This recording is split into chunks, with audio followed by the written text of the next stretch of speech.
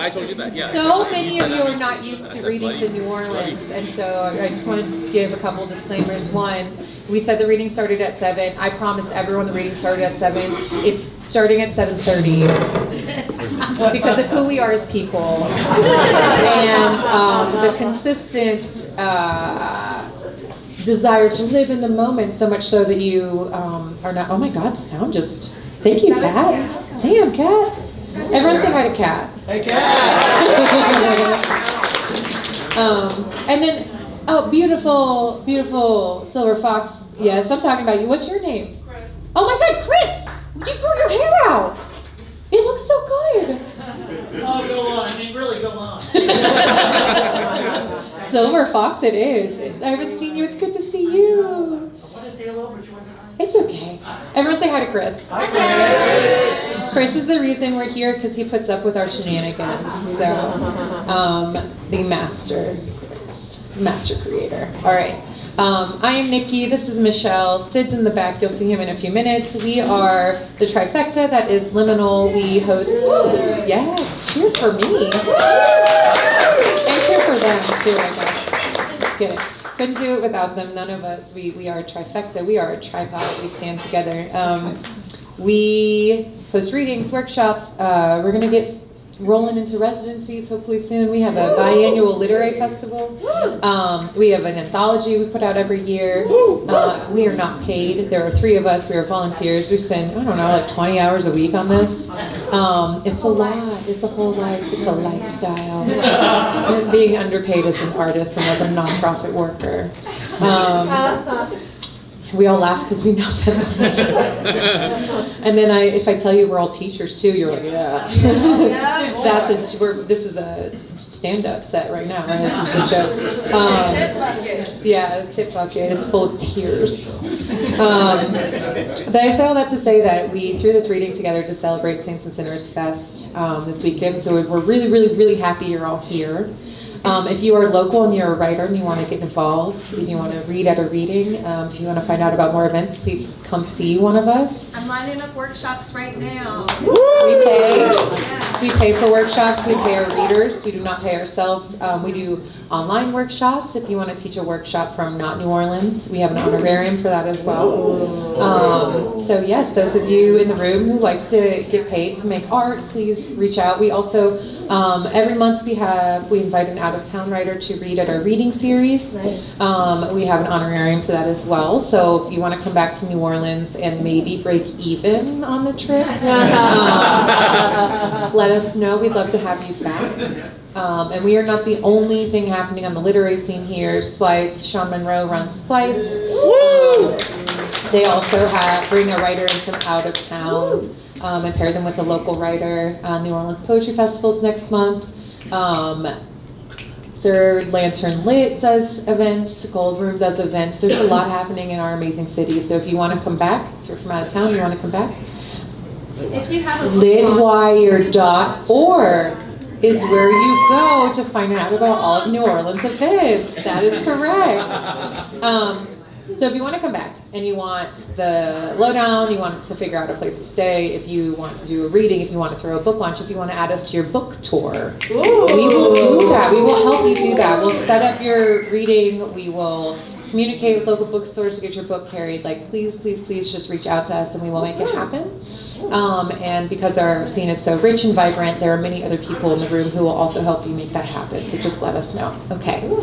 That was my TED Talk. We have an amazing lineup of readers who are going to just blow your minds, blow your socks off. That's what my first English professor ever told me. Write an essay that blows my socks off. I don't know why I made her voice sound like that, but I did. Yeah.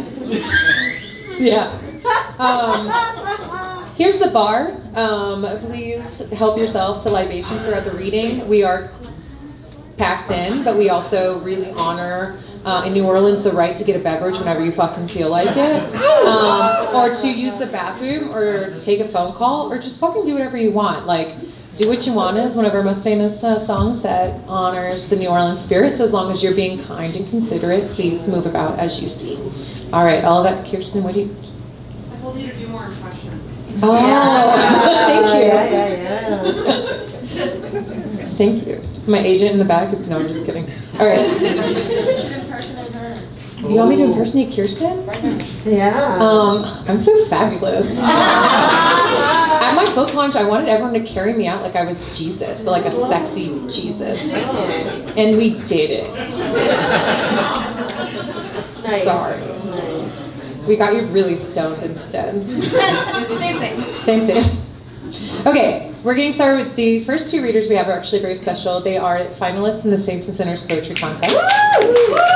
Why we're all gathered here this wonderful weekend. So I have the privilege of introducing Raven. So, who I called to the mic earlier because she's just so wonderful. Oh. Everyone say hi, Raven. Hi, Raven. Having the power is making everyone say hi to each other. Okay. Raven Inuosa, she, her, is a queer Latinx poet, artist, and witch. Queer love, animist spirituality, mixed Latinx heritage, and the navigation of trauma define her work. She lives in the unceded Ohlone territory of Alameda, California. Raven has published poetry, articles, and essays on spirituality, and a co-authored biography. She is the finalist. Hold on, she told me not to read this, but I'm going to read it because I've already told you she's a finalist in the Saints and Sinners Contest, and I'm going to say it again because that's amazing. So, congratulations, Raven, for being a finalist. And please welcome to the stage with all the love in your heart, Raven.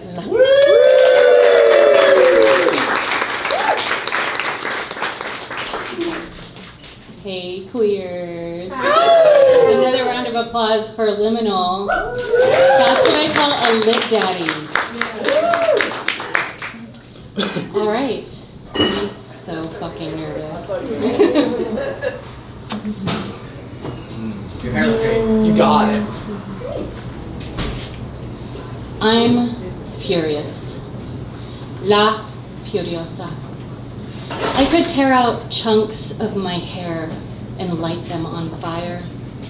I'm steaming, shitting, spitting, mad. I could derail a train and not get out of the way. I could claw my own face off and kill a coyote by shaking it in my skeleton teeth. I'm a bad wind, hissed through the jaw of a terrible god. I twist off treetops and drop them on houses. Power lines are dental floss to me. I might dig a ravine with my anger and take a torrential piss and then cackle like rolling thunder when the ravine becomes a canyon and cleaves the country right down to the breastbone. And when Pachamama rises to meet me, heaving tidal waves and tornadoes and bomb cyclones, with her swelling breasts and stomach, when she bares her perfect pointed teeth, thrusting earthquakes that turn solids to liquids and captures me in her massive thighs. Then I'll exhale and sit my ass down. I'll take the beating as quiet as a lamb and wait for you to come home.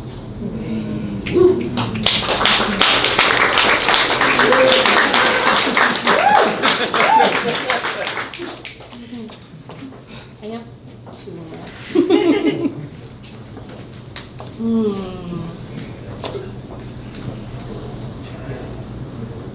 The air in here is listening, attentive, leaning in to our love. We no longer move energy, but fall into the still center together.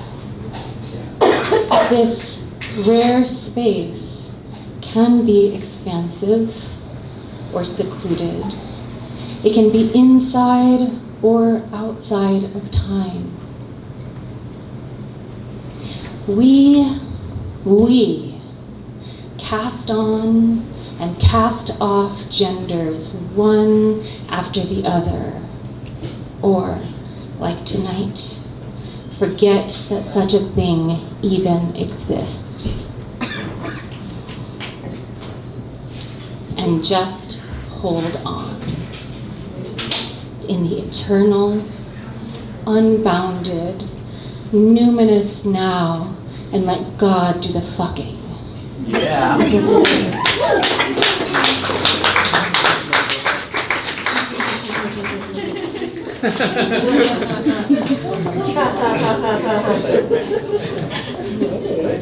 that a spell?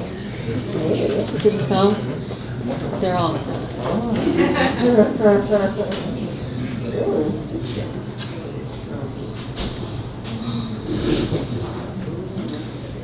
Who are you?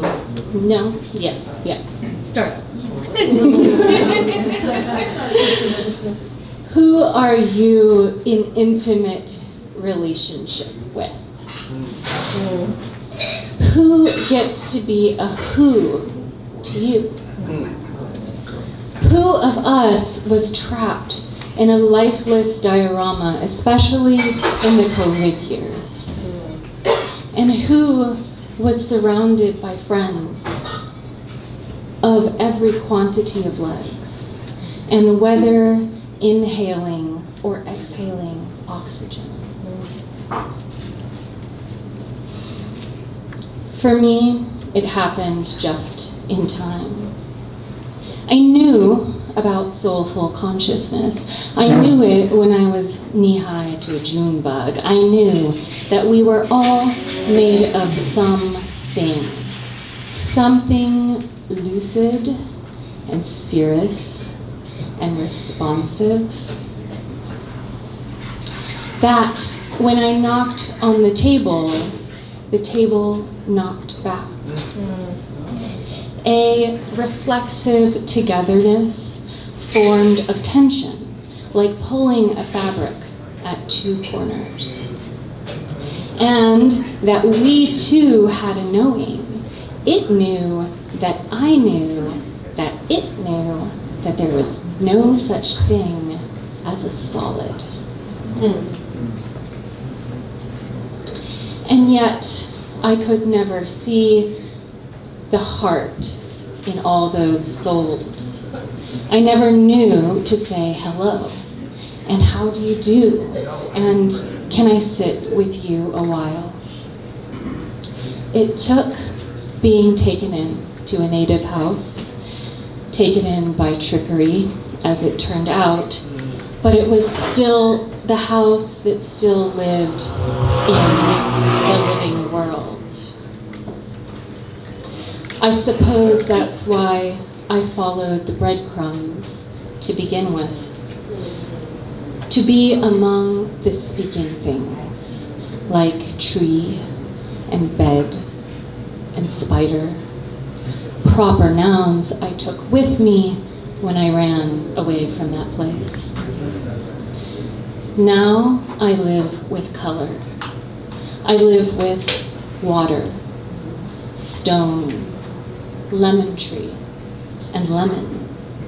They are my lovers and my siblings, and we share this home. A place made of wood and slate.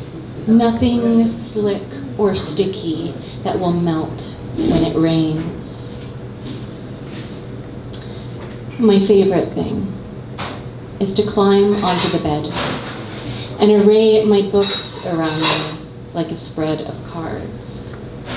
Ideas, language, memory, and spacious nothing settle together on the coverlet and turn to me with dark, shining eyes and hum. And I hum back, and together we find ourselves inside a song. I'm neither too skinny or too fat now. My shape is my own, not more or less. Even though my arm has a pair of ghastly ovals on it, a white moth worth of pinch marks, a place where the blood retreated under pressure. Even though there is injury that my own heart's blood won't irrigate, it doesn't matter. The heart I couldn't hear now thrums all around me. It vibrates each of us, named and unnamed, and our hearts thump back out of the principle of residence. This is what time is, the sensed experience of the great ticker's vascular rounds of generation and degeneration. Living as we do on a living thing. Table and I take a good bouncing. We beat in time and sit together in a room full of other ancient, quiet things. Light as a feather, stiff as a board, in time to the biorhythm that animates us.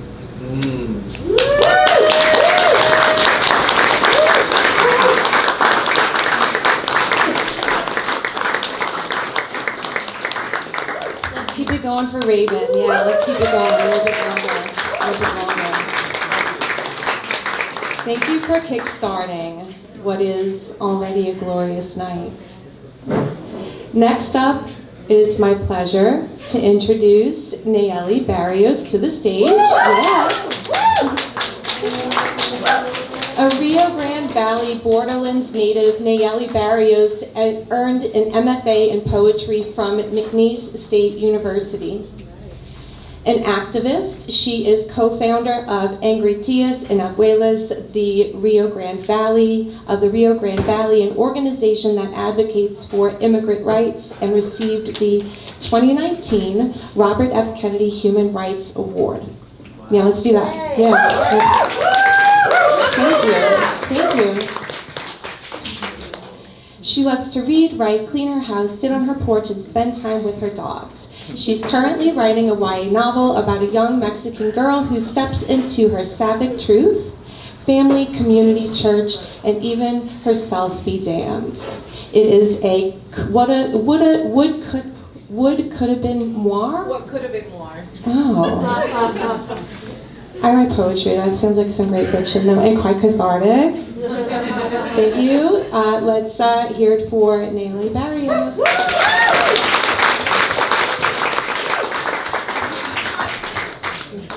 Thank you so much.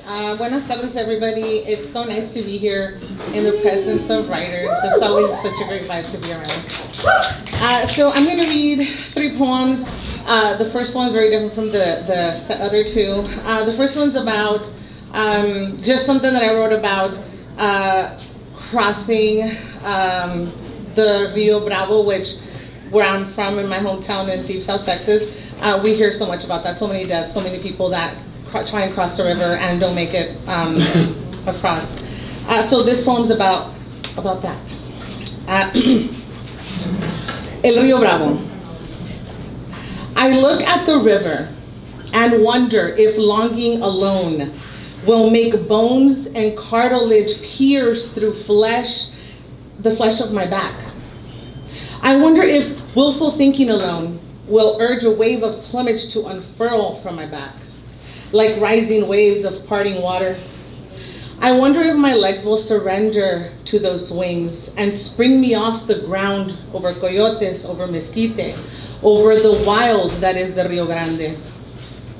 And if will alone won't give me wings, can the souls of those who gave into river and muck thicken enough for me to trudge across water? Can I fold myself into that moment between fog and river to be carried across like a prayer?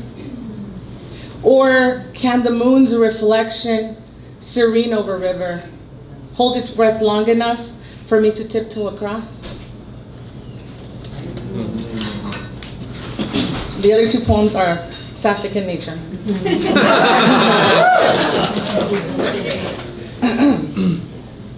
This printed out without a title, but it is called Triptych for Thirst. Triptych for Thirst. John 4:13. Jesus answered, "Everyone who drinks this water will be thirsty again." 1. They always touch her feet after prayer, but her power lies in her crown. But that was out of reach for my mother and I. I imagine taking her head and laying it gently on my chest, praying she will leave her sorrows with me. La Virgen's gaze settled on us each time. The glow of her sacred green robe draped over her head, our pleas, the embers of her glow. We all return to La Virgen day after day, thirsty for her mercy. One ask is never enough for one sin. 2. After a trek to her favorite childhood hideout among the hills of San Luis Potosí, panting, I plopped down next to the opuntia. My mother brought out a switchblade.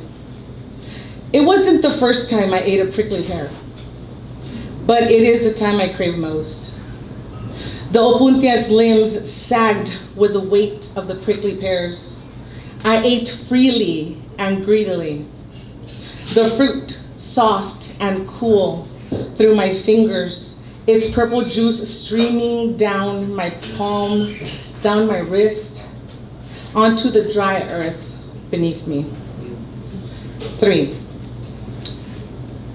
Past the landscape of your belly, you lock eyes with me, and as I begin my prayer. In a Lily's page on Facebook, someone said it tastes like olives. I hate olives. So I'm glad you taste like citrus and roses. From off in the distance, your prayer.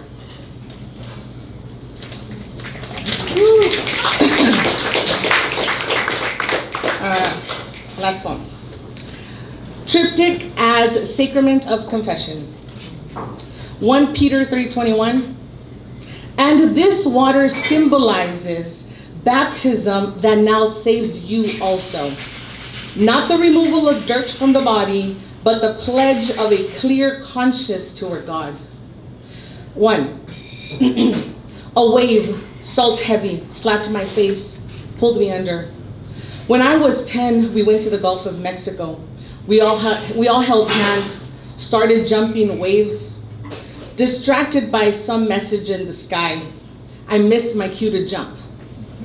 The sting in my eyes as my arms stretched toward a ray of light. My mother's arm pulled me by the arm. Salt water spilled from my mouth. 2. We file into Mass, dip our fingers into a little golden bowl at the entrance. Cool, wet, holy. In the name of the God, in the name of the Father, of the Son, and of the Holy Spirit. Amen. 3. I dip my fingers into you, a body of water. I have always been afraid to navigate. Water that has always called to me. Water I wade in, water I thrash in. Baptismal waters. We stop for a break, hydrate, catch our breath, talk. You say you cannot tell me how many women you've slept with. A litany. A litany. Your name. Over and over and over and over. Thank you.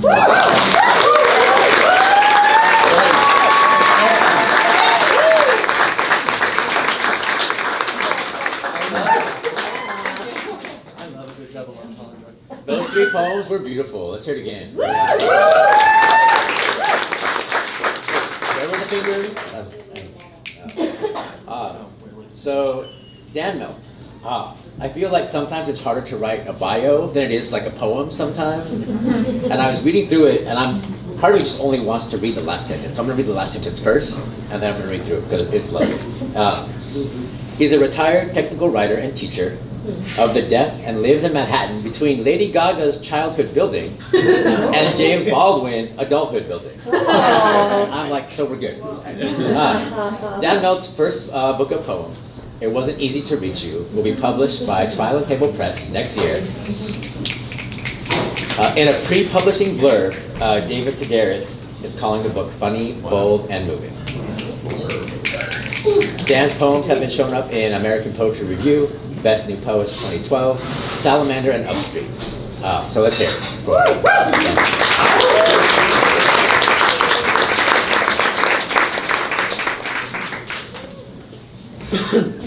Thank you. Thank you very much. Thanks, Nikki, for arranging this and inviting me.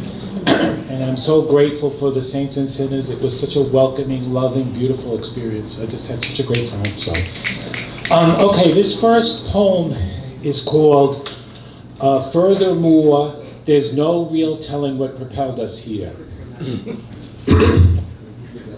Uber, tornado, romantic aspiration, deep psychological insight, deep horniness, whatever it was. And whatever it was, we said to the other 7th grade boys to get them to pull their underpants down. And the fights we had with our earliest boyfriends, the fights we had with our earliest therapists, the epiphanies with our therapists, such as the realization that we never liked Eddie, our best friend for 14 years. The true confessions of a mercenary nitpicker, the trips by subway, bus, and foot to a nude beach in Queens where we first met Miguel and his friend who worked at Stop and Shop.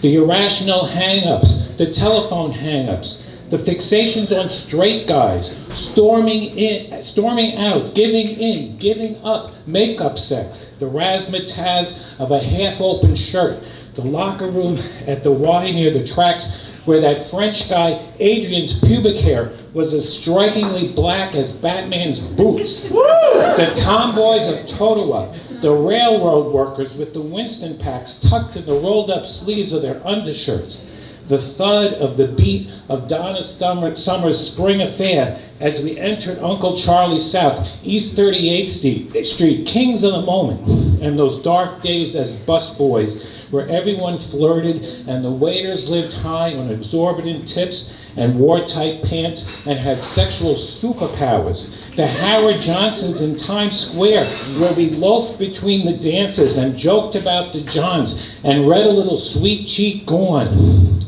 The sneaking in for the second act, Avita, Chicago, Equus, a chorus line. The one-night stand with that hot shot from Charlie's with the stash of sticky Lebanese hash. The fried potatoes at David's Potbelly at 3 in the morning. The realization at 3 in the afternoon that a hit from a low-octane Needle Park Roach and a Mary Tyler Moore rerun were about as good as it would get in 1979. A plan to buy a bus ticket to, let's say, New Orleans, a life or death turning point, then waking up in a change of weather, another night at a different Y, at an L, in fact, an L-shaped room where the object was relationships.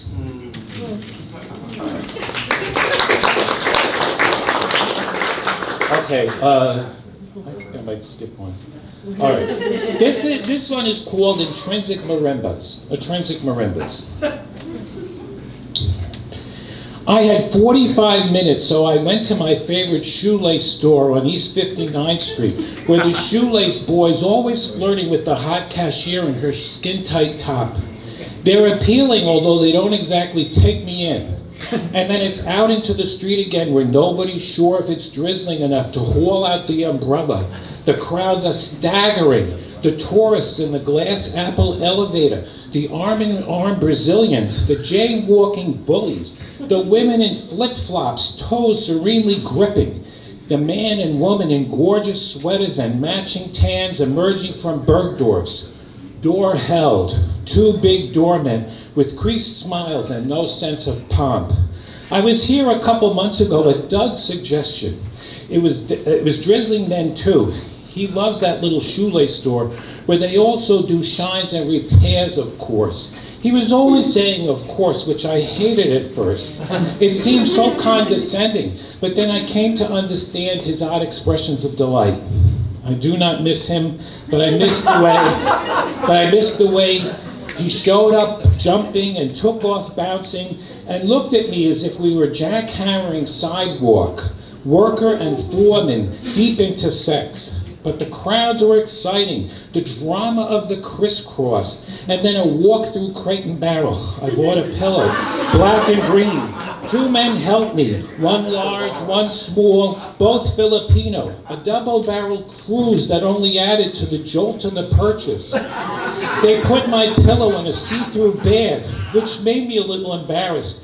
I thought, let me take 58th back west to get away from the people. But after a block, I was bored. I wanted to see the trees. So I circled around and into the park where everything was shockingly green from all the rain of this week. And the barks were black. Greens and blacks as exciting as the black and green of the pillow I bought. The lindens in flower, smelling like juicy fruit. Soil, sopping, mossy, quiet. The dark pain of quiet, so close to all the traffic. An awesome shark with spandrel branches and stained glass leaves and fog in the spandrels. The fog's been settled in among the building tops for days. So unusual in Midtown. You can't see the top of Time Warner. It disappears into the fog along with the top of the ugliest Trump in the world and the memory of a boat ride in the snow. Later there he was, Doug, in front of CVS, whispering my name before he slipped inside. Whoa. Okay. Two more. Okay. This one is called Narcoleptic Karaoke. Narcoleptic Karaoke. I used to make lists of the names of my friends. John, Larry, Ernest, Jeffrey, Mitch, Gene, Steve, Lee. Then every couple of days I rewrite the list on a scrap of page or on a blank page in my diary. Over time the list would change. John, Sally, Jeffrey, Bob, Steve, Mitch, Amy, Bill. Sometimes the list was lined up with my groceries. Paul, coffee, John, yogurt, David, shredded wheat, Jeffrey, tomato juice. Or lined up with my groceries and the movies I'd seen. Tom, wheat germ, A Room with the View. Amy, chickpeas, tuna, blue velvet. I used to write down everything we talked about in therapy. You're full of murderous rage. I can't hear you. Then I burst into tears. She's right. As much verbatim as I could remember. A one-act play 3 times a week. I wrote down everything I saw and who I went with. I recorded record highs and lows and the names of the trees and the cocks I'd sucked. I recorded orgasms, sick days, days I'd smoked pot, the length of the movie, the number of hours since I last seen Howie, since I'd first met Linwood, since recorded rain had fallen. Inches of snow, days above 90, the 10 most populous, the driest, the loneliest, the loneless, the one-less, the on-less, the off-list. Eventually, I threw them out. Eventually, you wake up startled. What are you keeping lists for? What's with all the legerdemain? It wasn't a question of what to remember, the diving birds told me, but who to forget.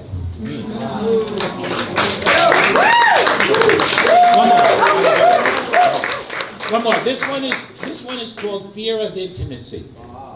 Fear of Intimacy. This is a true story. Okay, Fear of Intimacy. There was so much reluctance in the psyches of the saints before they relaxed and let God in. I had the same experience today after I asked you to stop harassing me when all you did was employ the imperative without saying please, followed by a scoff and an exasperated shake of the head. I felt angry and lost, and what's more, I'd actually lost something, my COVID vaccination card. I worry it might be a heart attack, but I think it was more like a deltoid attack, because the feeling was trying to relocate closer to the shoulder where the real hurts are born. And it was then at that hairpin juncture of agony and muscle relaxer that you met me at the medicine chest with a hippocampus bear hug and told me how much you regretted your tone with the landing lights behind you. And I saw who you were for real, my ally. And there were gulls overhead and rabbits carousing in Cypress Hill Cemetery where Mae West is buried. I could see her in the crystal ball. She was putting her hand on her heart. Thank you.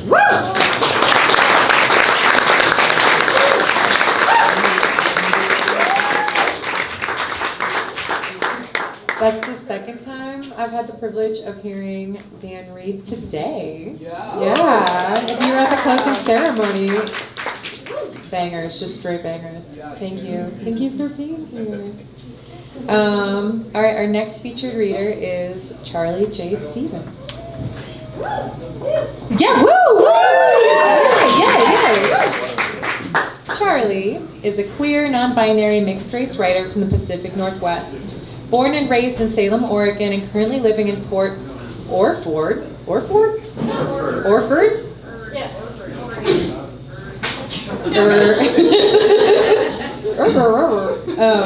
Okay. On the southern Oregon coast. They are the owner of Seawolf Books and Community Writing Center. That's awesome. Charlie's short fiction has appeared in Electric Literature, Best Small Fictions 2020, New World Writing, Original Plumbing, Feminist Press, and elsewhere. Their debut novel, A Wounded Deer Leaps Highest, from Torrey House Press, is out right now. And they don't have copies with them, but they can tell you how to get them. Give it up for Charlie.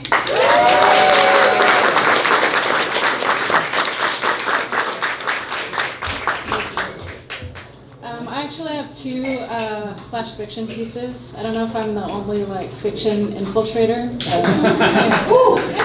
This one's called School of Velocity. Francis, who goes by Frankie, comes to his piano lessons without complaint. His gay moms, who I suspect wanted a daughter, gave him a girl name in the hopes he wouldn't grow up to be a misogynist. I'm pretty sure they hired me as his piano teacher so he would have an effeminate role model. At first, he was just as average as all my other students, fumbling through notes and chords and sneaking glimpses at the clock. But after a few months, he can play pieces that take most people his age much longer to learn. The thing about Frankie, though, is he has some strange habits. He knocks on the door the same way every time, 2 knocks quick and then 3 slow ones. And before he plays, he taps each of his hands to his knees and then swings his legs twice on each side. I don't often focus too much on students' personalities, just their musical education, but there's something about Frankie.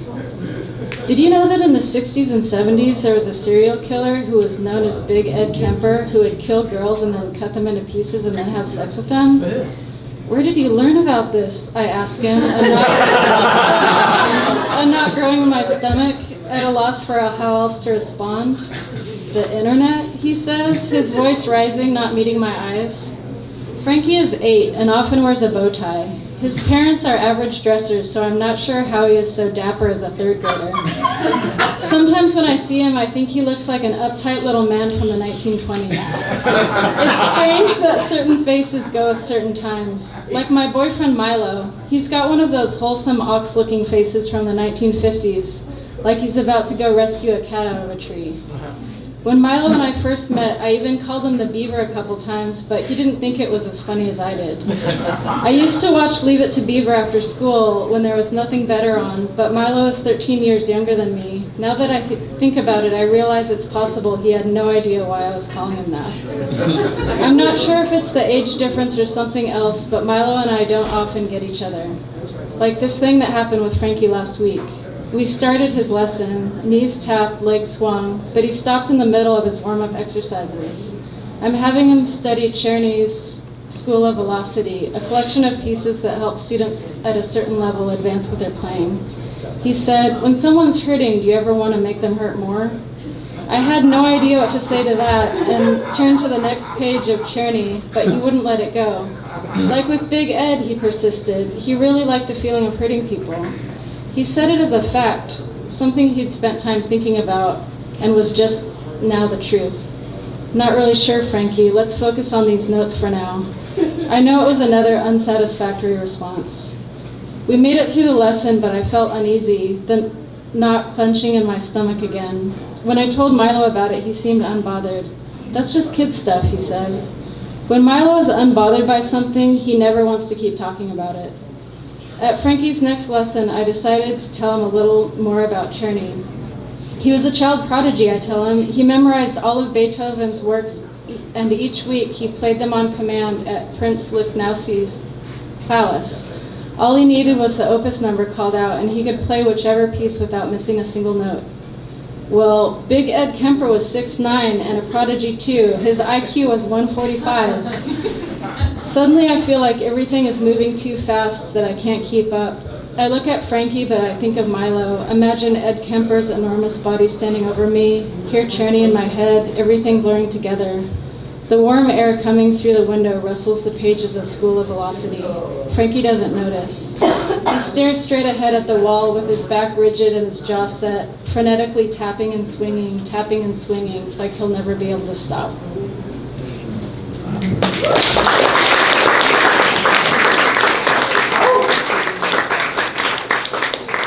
The second one's called Zeus's Fear.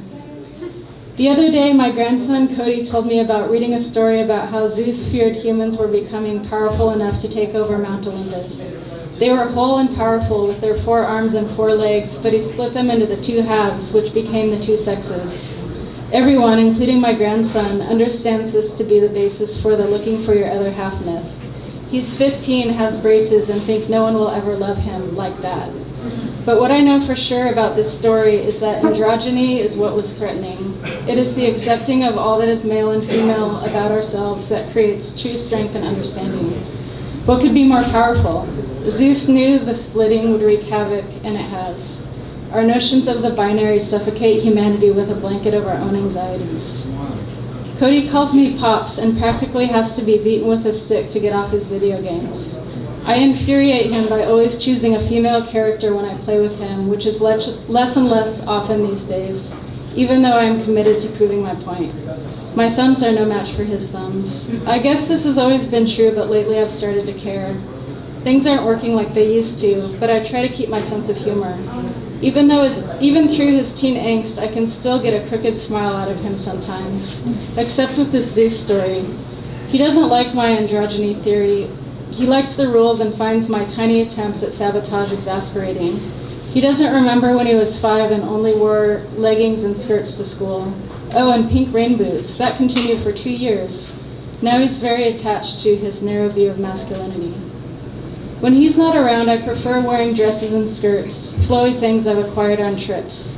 Lately, I find myself wanting to parade in front of whatever screen he's on in the most colorful getup I can put together. I wonder if he'd even notice. My son, Cody's father, knows I like to, quote, dress up, that's what he calls it, and he does not approve. I like to call it simply being myself. Regardless, he has asked me not to share this part of myself with his only son. The other day, though, stopping by after school, Cody asked me to play a video game with him, and I did. I chose a character I've named Tabitha, who wears a red, purple, and mint green dress similar to one I brought back from Oaxaca in the 70s. Tabitha slits dragons' throats with an easy swipe. She's cool, Cody said, not looking at me directly. She can really fight. I just like her dress, is all I say. And unexpectedly, because I was anticipating one of his benign but tiresome eye rolls, Cody instead smiles one of his easy, kind smiles. I smile too, turning away from him to stare ahead at the screen and wonder if, somewhere deep inside, or even more on the surface, he remembers those pink rain boots after all, and misses the way they held his small, determined feet.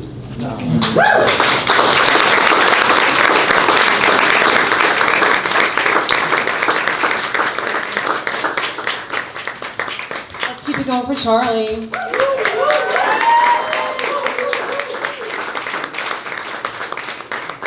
Next up we have Megan Sullivan.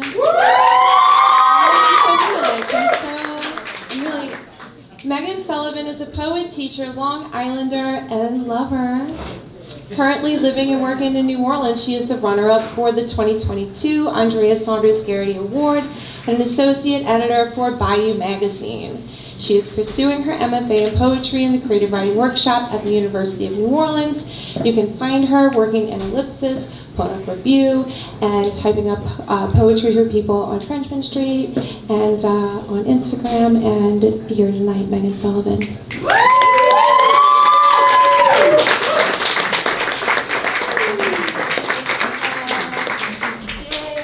Hi, everybody. Hi. Welcome to New Orleans, y'all. Yay. Okay, I made a costume for you guys. Ooh. This is my costume. It's an idea I've had for literally 3 years, and I've just executed it, so it's not that impressive. But I am the page. I am the page embodied, and I will be queering the page tonight. So my first poem is a gay cum poem. Yeah. And thank you to everybody at LMNL and everybody in this community. It's a beautiful thing to be a part of, and I'm very, very grateful. My first poem is called Hungry, Hungry Ho.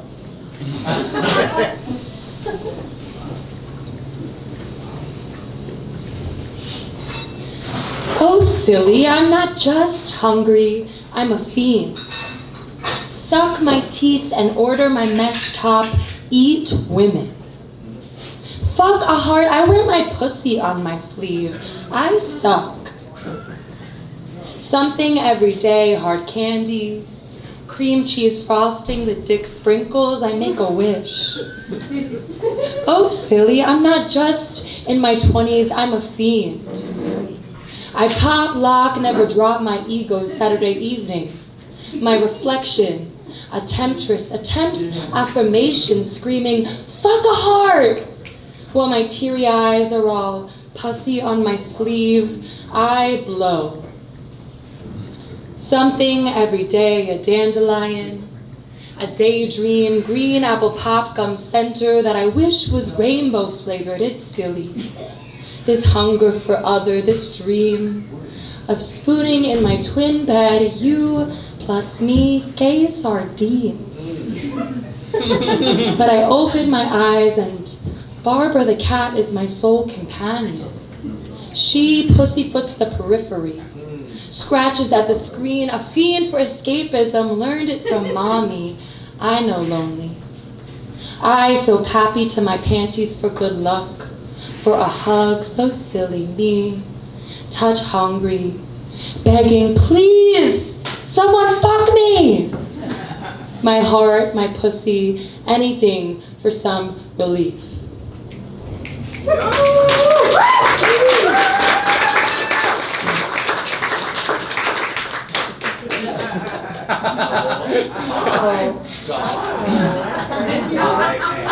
All about it.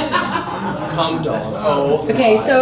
Okay, we're creating language, right? You guys, so it says com, C-U-M, but we're thinking the homonym com, C-O-M-E. Com dog, a poem. Okay, creating language. This is called What We Sound Like When We Say Goodbye.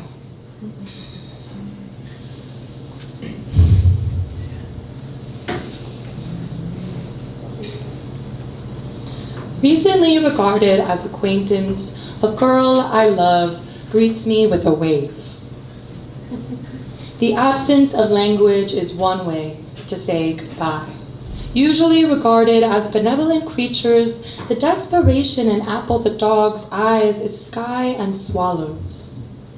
As are plastic bags and dressing for the second line in Granny Smith, your favorite color.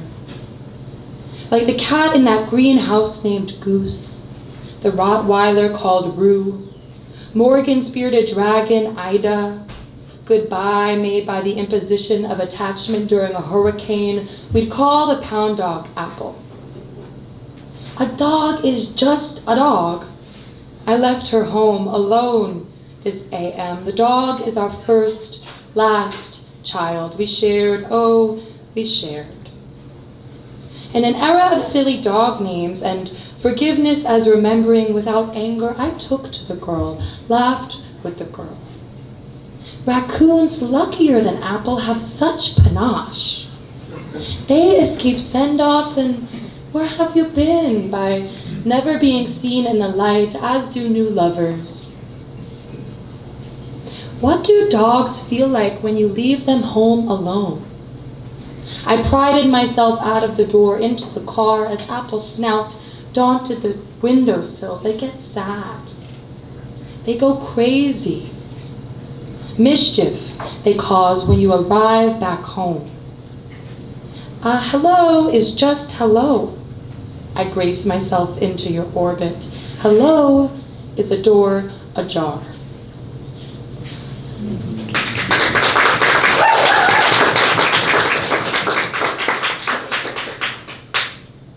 Okay, again, we're using our imagination. We're creating a poem. Okay. Dream Dog, a poem. I'm saying dream dog, like dream come dog. Talking to you guys are my dogs. Dream Dog, a poem. This is called Dreaming in Six Faces. I have two more for you guys. Dreaming in Six Faces.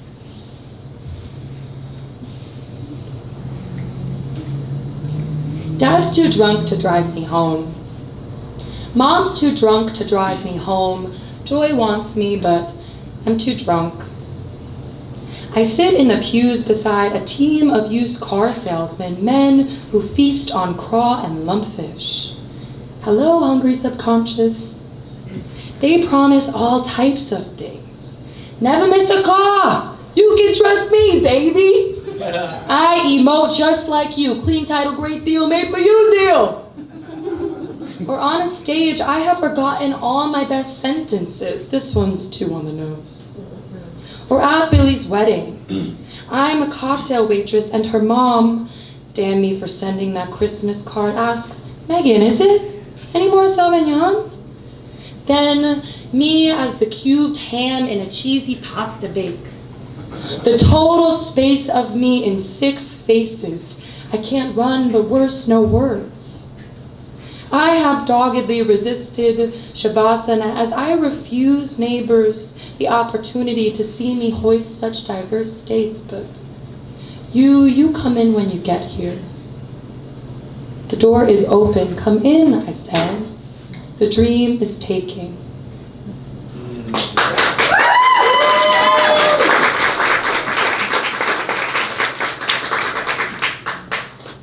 A poem. It's called At the Gynecologist. We're familiar, yes. At the Gynecologist.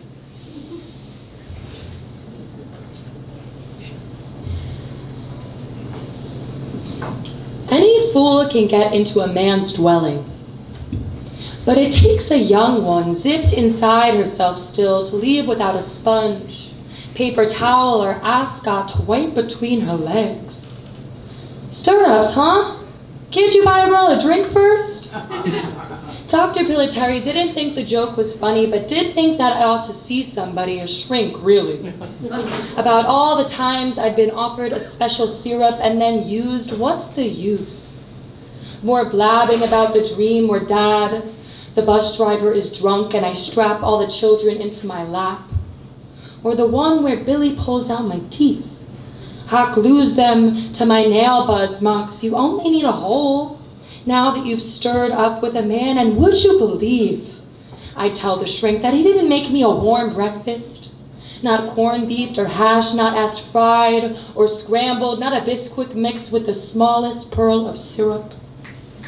And when a boy in the same disguise texts, still up, well, I chase his cum with an elderberry syrup, and I chased my heart out of my underwear that first time. 15, and no doctor ever told me how the body would feel like floor-to-ceiling windows, and I wish he'd taken my spleen. My appendix popped the hard pustule atop my head, and drink it see the rupture that pour, 'cause some thievery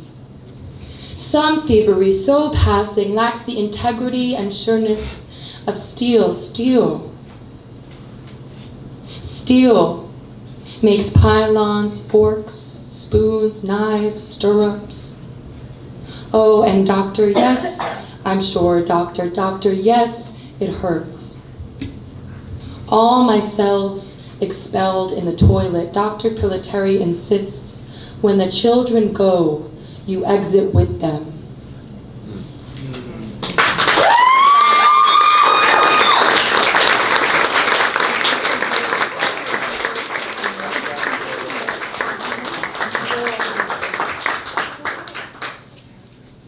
Wow, there's a strong pulse in this room tonight, which is great. I also feel very underdressed right now. But up next, TQ Sims.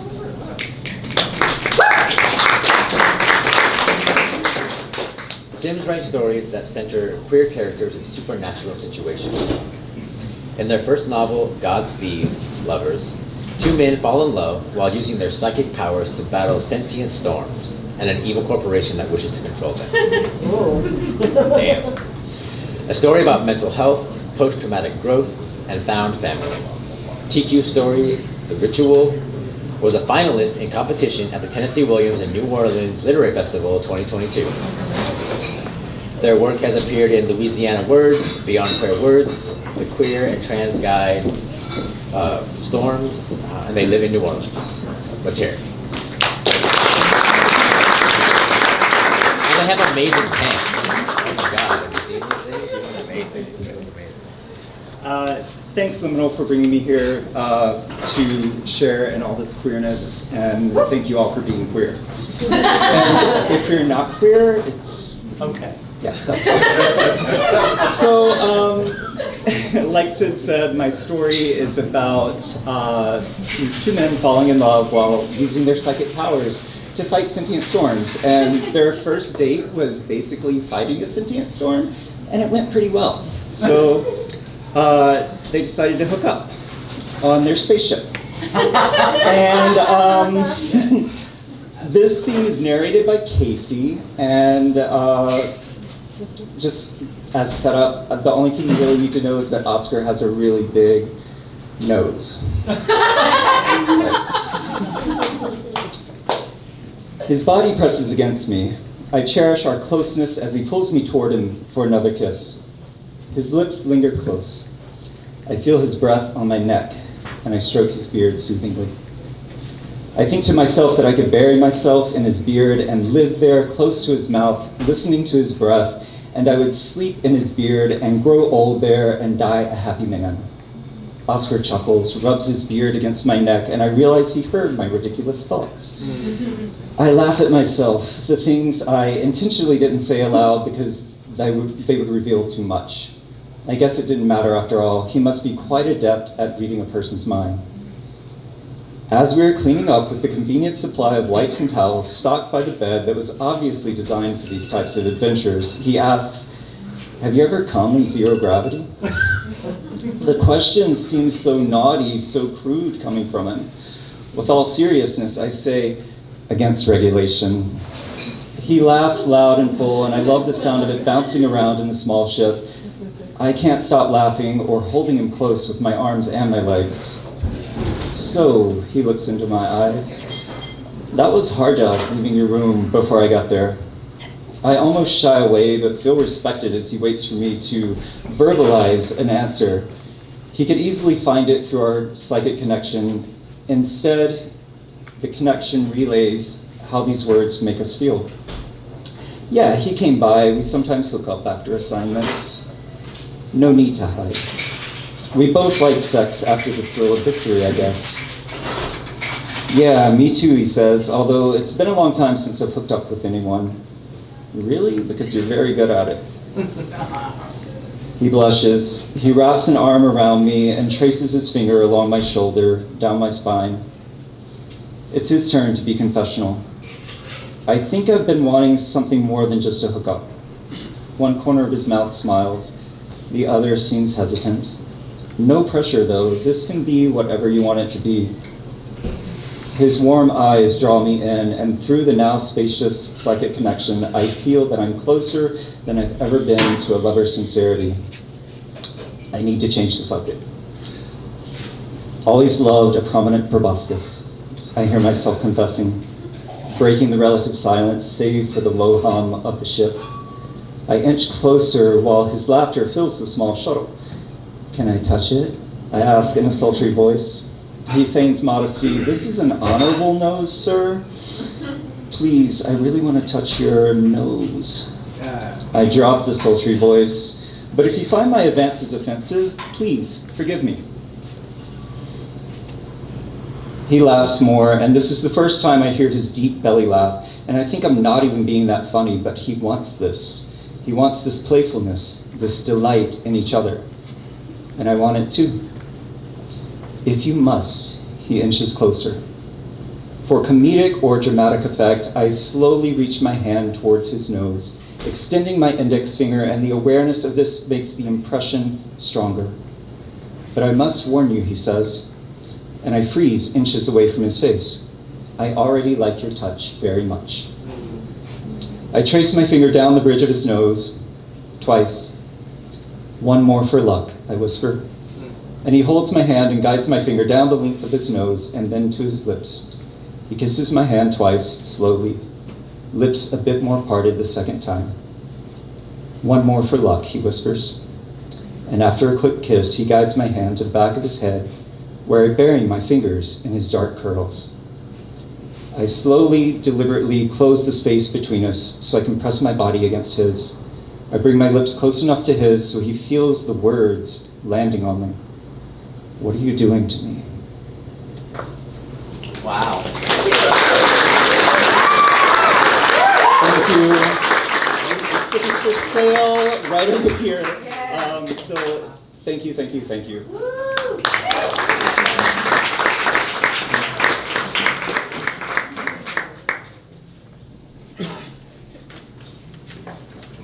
Okay.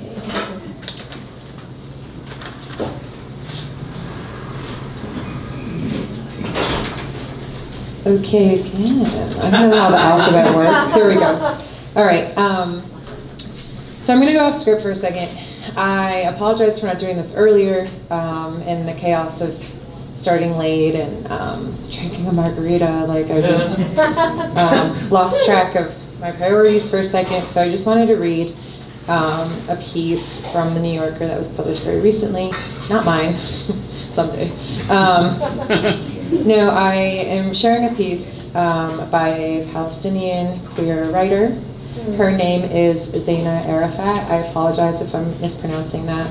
But we are gathered here in a beautiful space for a beautiful reason, which is to celebrate queer identity and queer love. And there's so much persecution happening right now within our communities. And I feel like it would be remiss if we did not acknowledge the very real genocide that is happening right now in Gaza, in Palestine. And so I wanted to share this, and then we will move on. Ching-In is going next. So sorry for opening your reading with such solemnness, but it's necessary. Is she queer? The author. I mispronounced it? Is the poet is queer? That you're reading. He said, is the poet queer? Oh, yes. I'm so sorry. Queer, yes. I thought you were saying is her name, and I was like, I don't know what name you're saying. Yes, she is queer. Yeah, she is queer. She is a Palestinian American. The other day, I sent a Facebook voice note to my uncle's wife, Rita. She lives in Jordan, but she spent most of her life in Gaza, and her immediate family is still there. In December, her brother walked 10 miles with his 8-month-old daughter on his back, breathing in dust and keeping his arms in the air in hopes that soldiers would not shoot him. I don't know what Ramadan in Gaza will be like this year. During this war, Rita wrote to me in Arabic, but I can tell you how it used to be. She sent me an Instagram reel, which was filmed during Ramadan in 2023. I could hardly believe that I was looking at Gaza. A lantern decorated with a moon and star was hanging in a store with fully stocked shelves. Outside, lights had been dangled over the street and wrapped around trees. I saw plastic bins of pickled vegetables, buckets of candy, and barrels that practically spilled over with fruit. Cars drove through the streets. Young people hung out at a lit cafe. She also sent the photograph I'd seen earlier of the refugee tent strung with lights. The juxtaposition said what she perhaps couldn't. I watched the video while sitting on my bed. I felt heartbroken and also proud of what Gaza was, of who Gazans are, of what Palestine means. My wife put her hand on my shoulder. Then I played it again and again and again, trying to remember our better days. Ching-In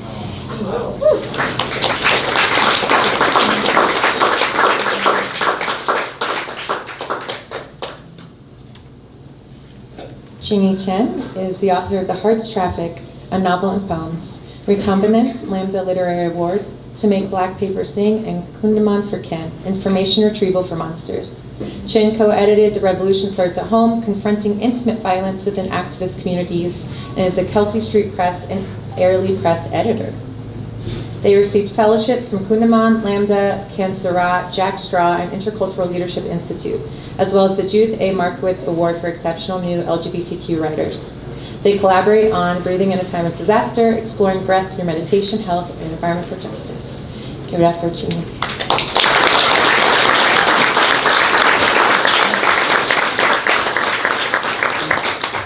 Thank you, Nikki. Thank you to the organizers, my co-readers, and all of you for being here. That was actually a perfect poem to read before my set because I'm only reading spells for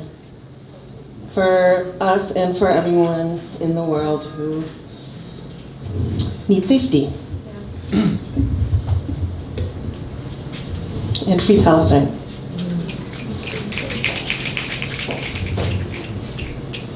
Spell for safety. For my trans and non-binary students crossing the stage at Lavender graduation.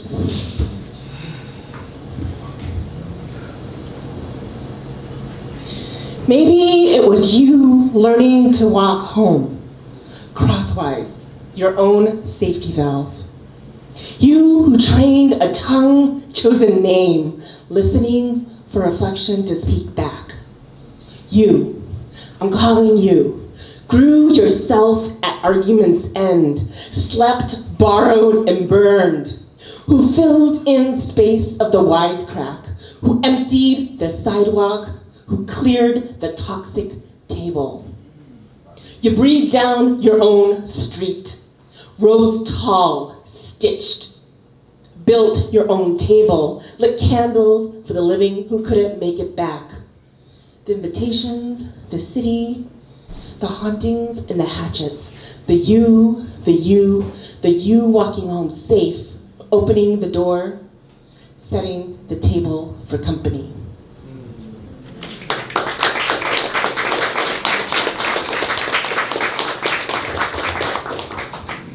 Spell for safe passage. For you who heard useless through the honey trees in time of wasp and stalk. For you who raised surface, generated an off-color milk. We all mixed from hunger, born from chemical cousins. For the train of mouths breathing a first bowl. You who haven't sat down for days, waiting for fog and spiced sky.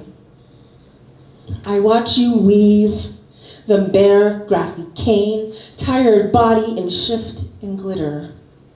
Would not wash out, no matter how we found red, into whatever wore me stolen, a sheen of milk memory, saw down on the porch alone. To sleep and take up a branch of that country, to allow maps of fire, our own fields of rain.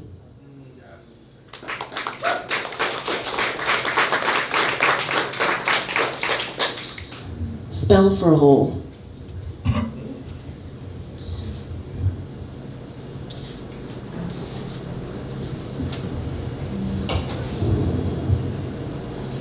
Born here, a mutation. Given a mutation immediately in what they call and name Misery Village 31. What do you see, said brother, called and exiled to another quadrant, question mark. In the middle, a hole.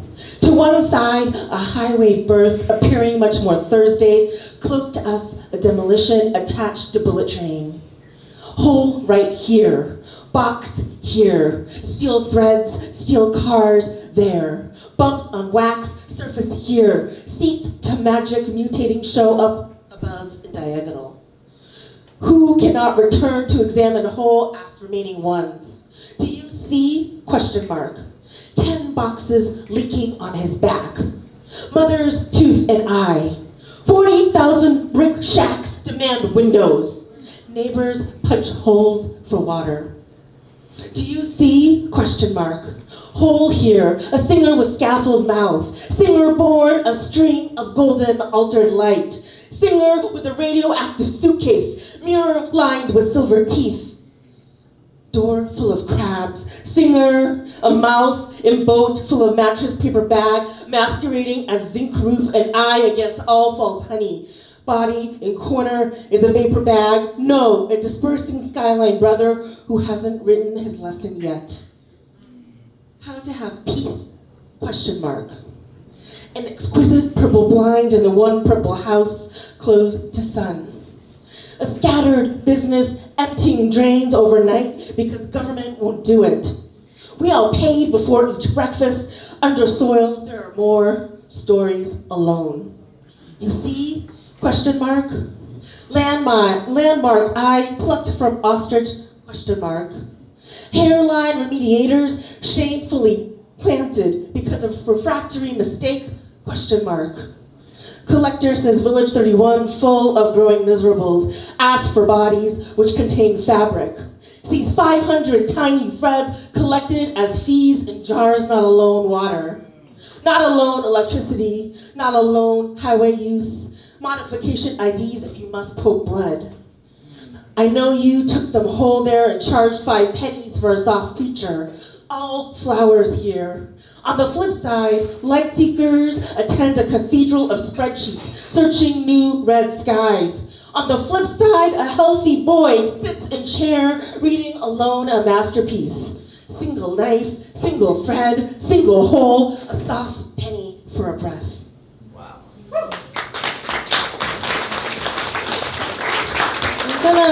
Thank you so much. I'm gonna close with a poem that I wrote. I'm part of the Massage Parlor Outreach Project in Seattle, and we organize with Asian diasporic massage parlor workers.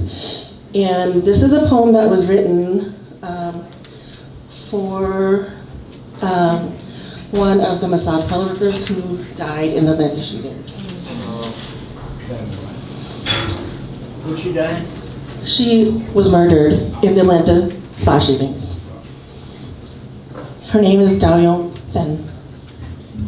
Another space for safe passage, a spell. No more underestimated ocean creature. No more headlong sea crossing and captain. Your own stomach, feet. Your voice so tough and shining, your brothers thought you should have been born a man. Better start working, they said, and find a husband. You chose assembly line and garment factory and no husband. Nail salon and beauty salon and no husband. Massage spa and no husband.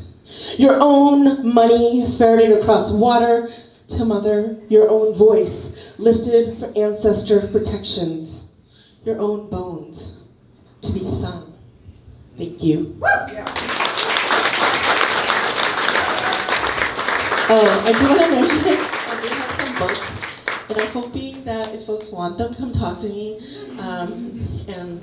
because I don't necessarily want to carry a mountain of books.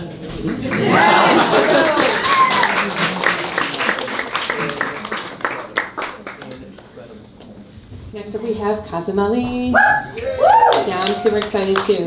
Let's do it. Kazim Ali's books include poetry, fiction, essay, and cross-genre texts. His most recent book is Sukon New and Selected Poems, forthcoming in May 2024, is a novel, Indian Winter. He teaches in the Department of Literature at the University of California, San Diego. Give it up for Kazim.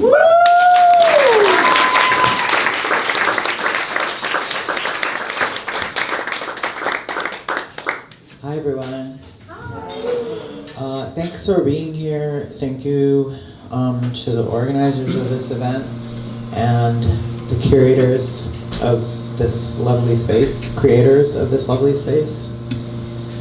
I have poems that are set in bars. I thought I might make a theme reading and just read poems set in bars. But there's only actually 2 of them, so. Maybe I'll just do those too. I don't know. This is a persona poem called Marie's Crisis. So the speaker is an invented speaker. And the speaker is drunk. I am not drunk. The speaker of the poem is drunk. Okay. 175. Marie's Crisis. I'm actually having a little bit of a problem, which is I am past the decade of 50 and the light is a little dark and I cannot read the words on my page. We're working on it. Could we, yeah? Probably just need someone to Or, spot you. oh, I guess I could do that. It could kind of be awkward. But... Oh, that's better. I can read it. Okay,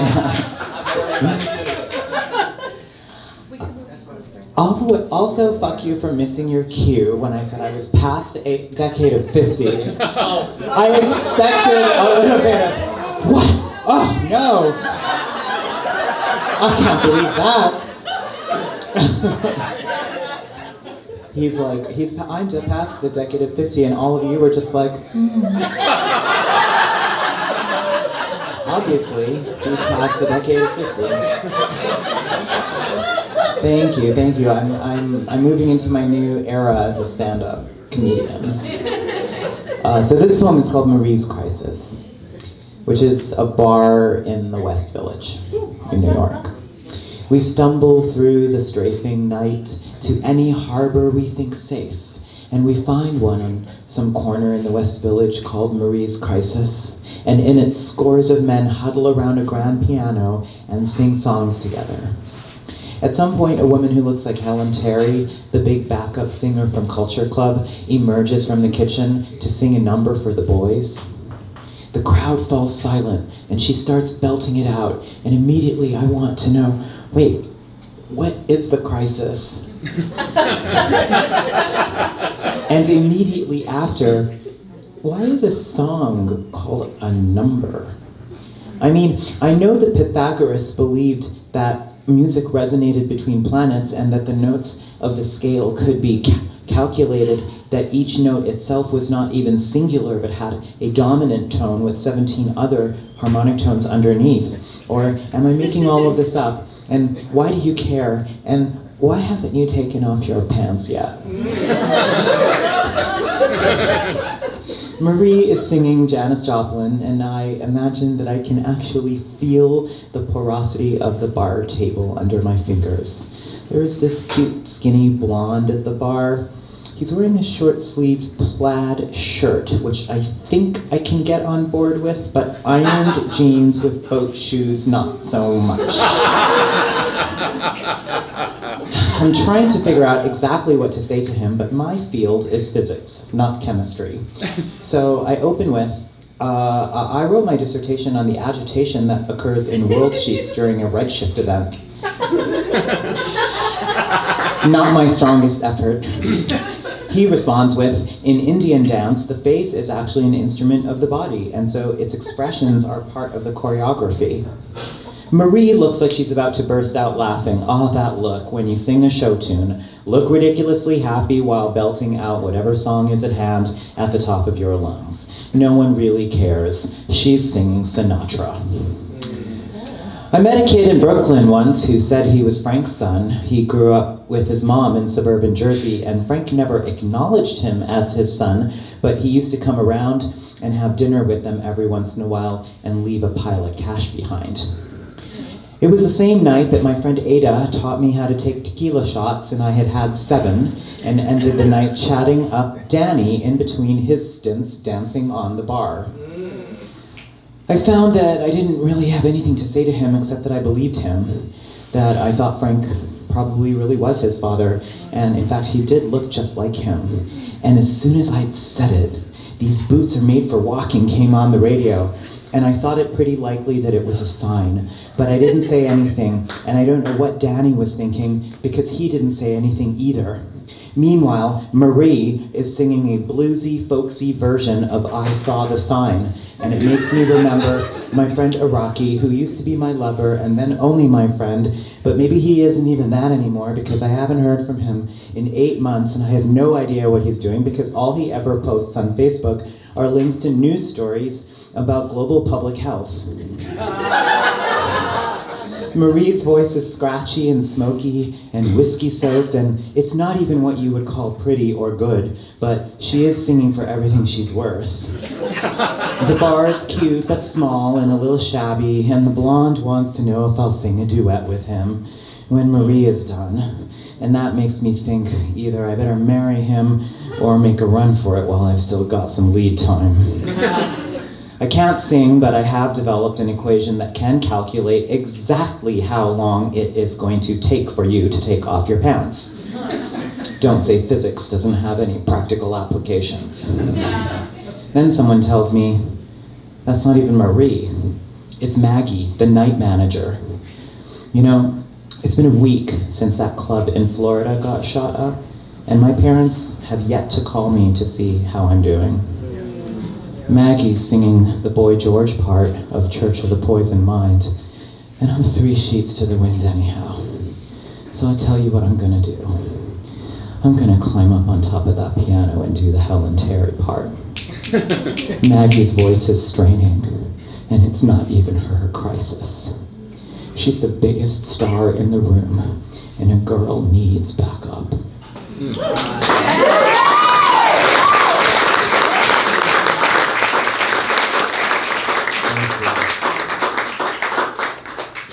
Thank you. Check out Marie's Crisis if you ever find yourself in the West Village. And this poem, which will be my second and last, is that a bar piece?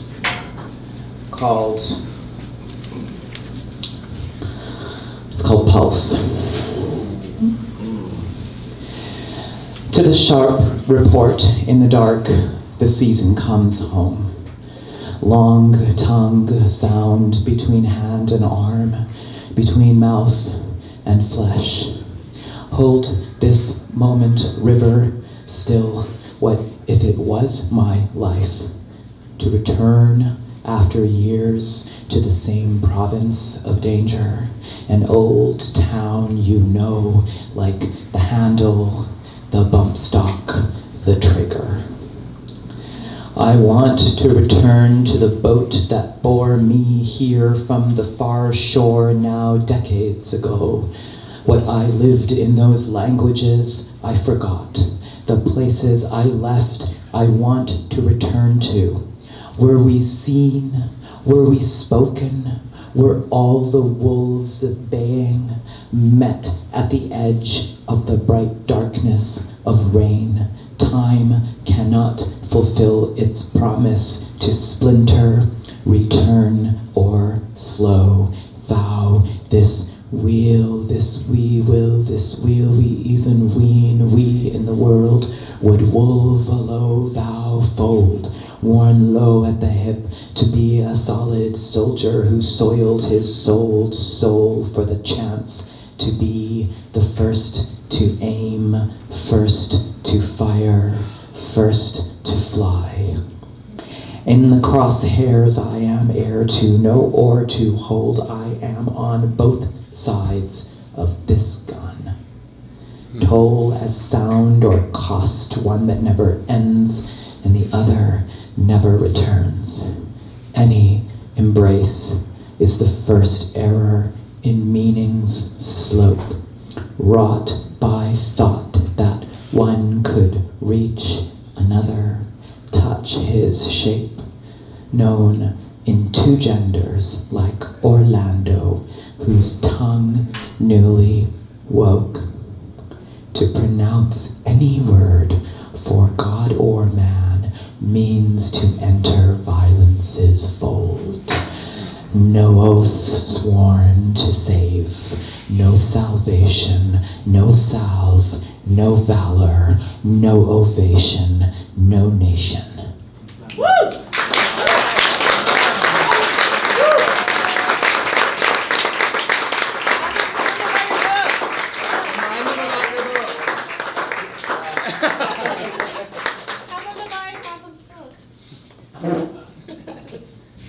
That was amazing. Let's hear it again.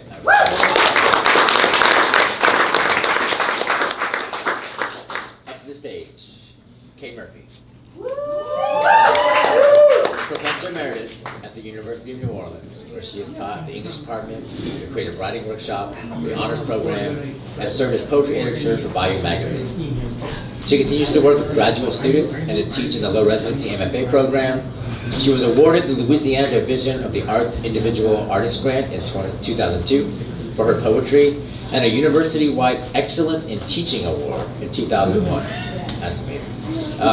Since coming to UNO in the fall of 1984, she has published over 50 essays or reviews of contemporary poetry in the national journals such as the American Book Review, Chelsea, and the Spoon River Poetry Review. Besides reviews, she has published fiction in such journals as Ascent and the Fiction International. Her heart genre, poetry, has appeared in over 100 journals such as North American Review, Mississippi Review, Poetry, and College English. She is the author of 2 poetry collections, The Autopsy of Belief Blues, and has taught in Austria, France, San Miguel, Mexico, Scotland, and Ireland. Let's hear it.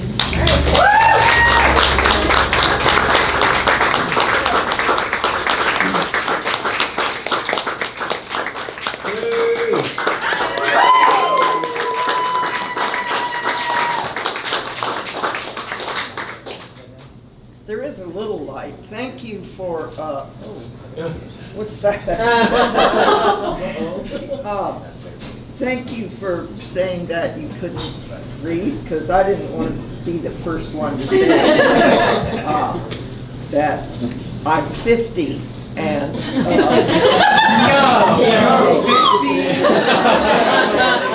know you're shocked. Impossible. Oh, you couldn't hear me? We can hear you great. Now, yeah. Yeah, you're in the front row.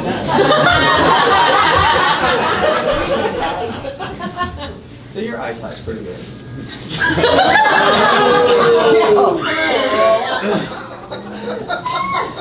Oh, every time somebody got up to read, I thought, I hope I don't have to follow them.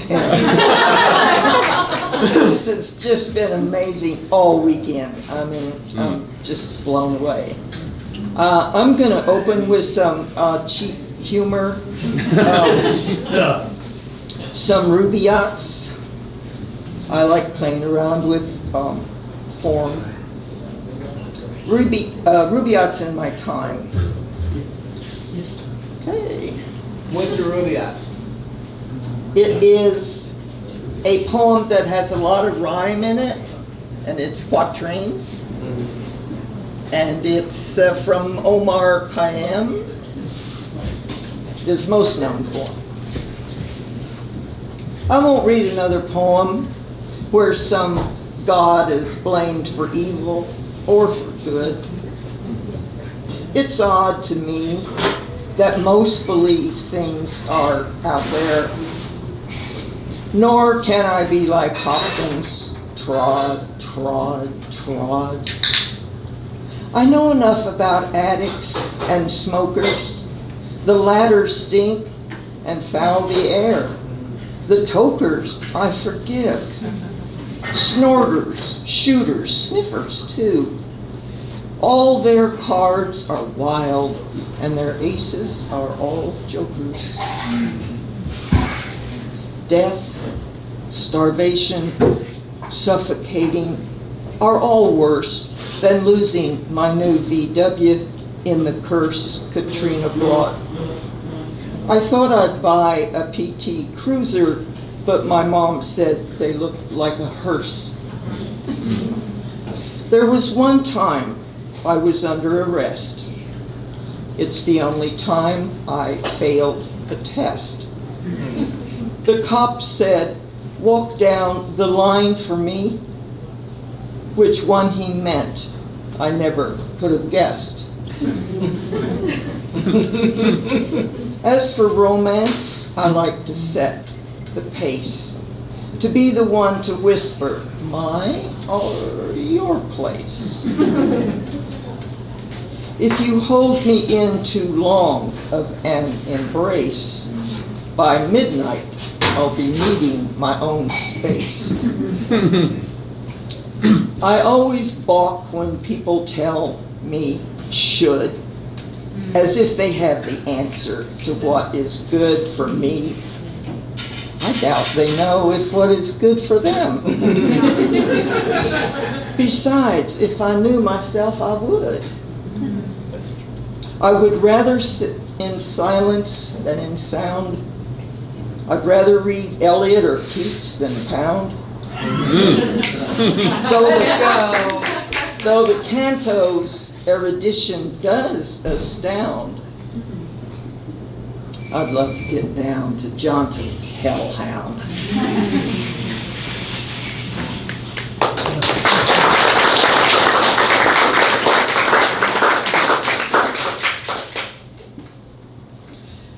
One of my mentors that meant a lot to me in graduate school, and I was getting my MFA out in the hippie Goddard in Vermont, which was very open to, oh my God, now there's 2 lights. I can't look up. I want to look at the audience, but I can't. Anyhow, it was Louise Glick, and she died recently. She was very supportive. I know she's been mean to a lot of people, but she was very supportive of my work. And seriously, I've read everything that woman has ever written. And the poem is a mesostic. Somebody's going to ask me what it is. I've gone through her Wild Iris book and only used the last lines from poems. And then on top of that, her name has to go down the middle of the page. So these are not my words. Wild Elegy for a Rare Iris. Forgive me if I say I love you. I cannot go on. After all things occurred to me, in every life there is a moment or two, and this is how you live, trapped in the earth. It grieves me not to think of you. Your voice is gone now. I hardly hear you. I don't wonder where you are anymore. Your voice is gone now. It grieves me to think of you in the past.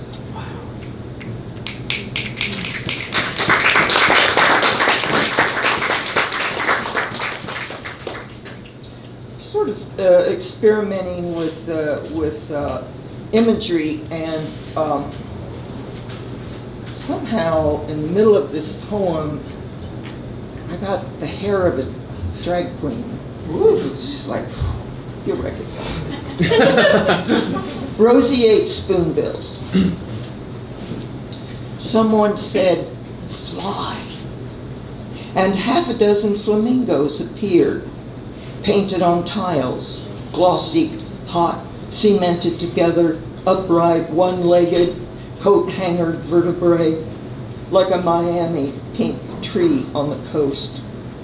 Maybe flamingos, rustling palm leaves, a sunset, a drag queen, fluffing her hair, her big, silk, fibrous, sprayed bouffant. Or a sunset. It mattered then. Be one thing or another, but not everything at once. It is, though. Telling myself to fly as if I knew who I was talking to or someone.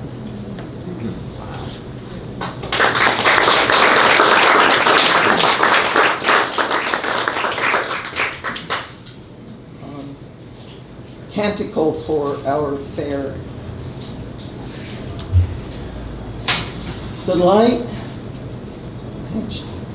light, a convex mirror, your round face fired in my hall of familiars.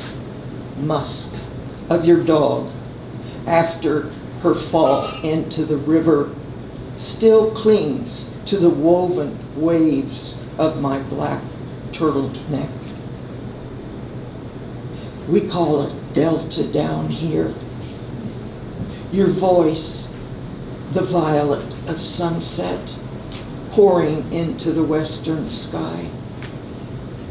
We want to feast, featherless, as the gulls wheeling above us, a flocked halo of feathery flaps. How difficult it is to be fed by wind under waterless clouds.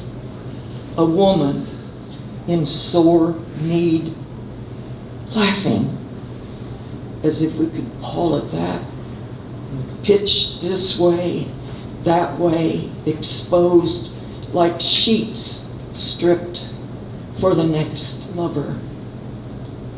We catch what we can still on the wing. Rocks hidden below water. We lick time into an arc. Tick in our wildness. The sun snuffs out when you pull the black sweater over my eyes.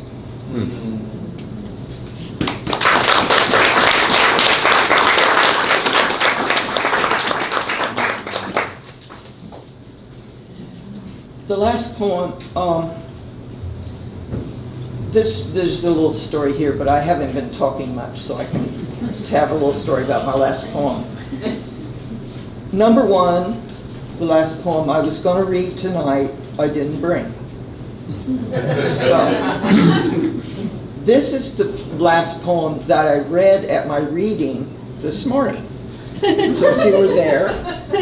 But this is why I want to read it again. I preceded this poem by saying that I couldn't have written this poem without Audrey and Rich. And after my reading, I went out into the hall, and a woman said to me, "That was a great poem of Audrey and Rich's you read." And I suppose I'm flattered, but it's my poem I'd like to read.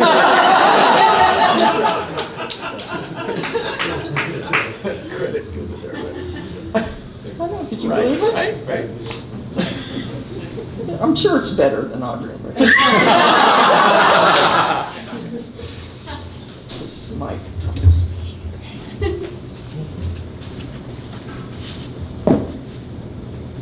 Come here, beautiful. Come here, beautiful. Is that very red opening your mouth? The twin stamen, your tongue, looking at me. Come here, beautiful. Now a brown circle with a hole in its cap I thought was an acorn, wrinkled. Come here. Damn, if you're not a pistol. Over me, brown wrinkles, not knowing, not sure what might happen next. Come to think of it. You don't want anyone to know of this. You don't want any of this here beautiful. Wow.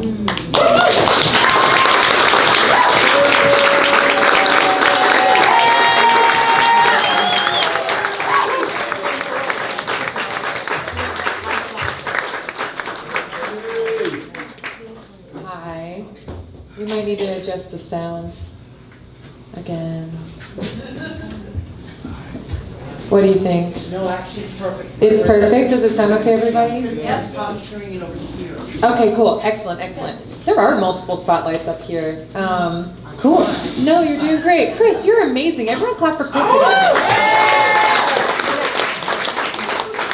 All right, we got 3 more readers. We've got Casey, and then Earl, and then Chin. We're closing on the wonderful Chin. So please stick it out a few more minutes. You're all amazing. Thank you for being here so long. Once again, take care of your needs.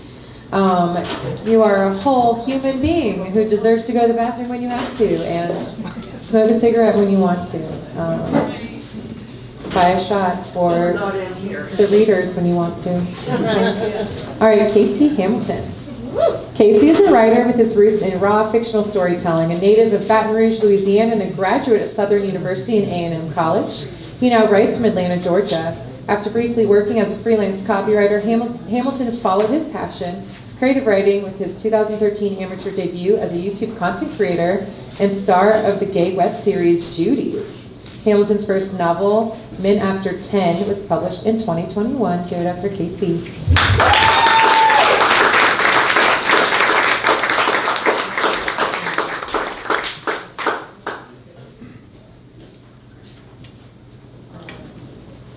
Hello everyone. I am going to be reading a selection from a chapter in my novel titled Men After 10, which is about app and hookup culture in the Black gay community specifically.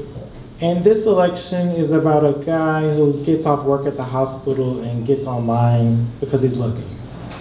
You know, his real name is Elliot, but on Men After 10, he just goes by the handle About to Bus Boy.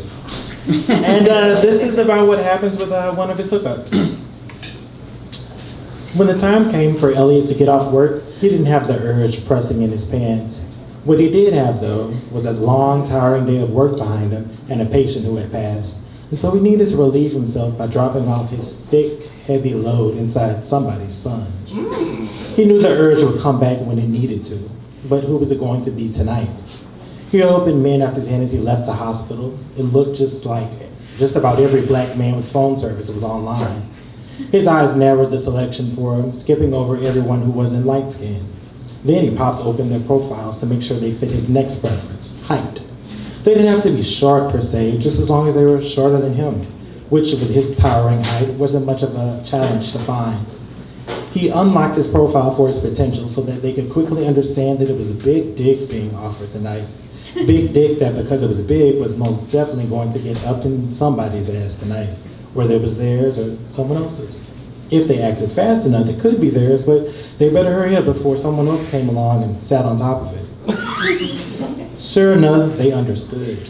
Now, which one would it be? Who could get to his place the fastest? Who was the sexiest? Elliot made it to his building before he booked his reservation inside some man's guts tonight. He was surprised at how fast he'd made it home, even though the Catherine Square apartment building was just a block away from the hospital. Tonight it seemed like too short of a walk, too easy of a commute, even though that was the biggest benefit of living in this neighborhood. He had been in no rush to get home and had needed a long walk to clear his mind, not the brisk convenience of a short one. So, on second thought, perhaps he wouldn't host tonight. This reversal came with some repercussions as his options, which had just seemed overwhelming, began to weed themselves out. Nigger Noir, as it turned out, was staying with a friend, and as badly as he wanted to suck something long tonight, he couldn't host. Neither could Fine Apple 420.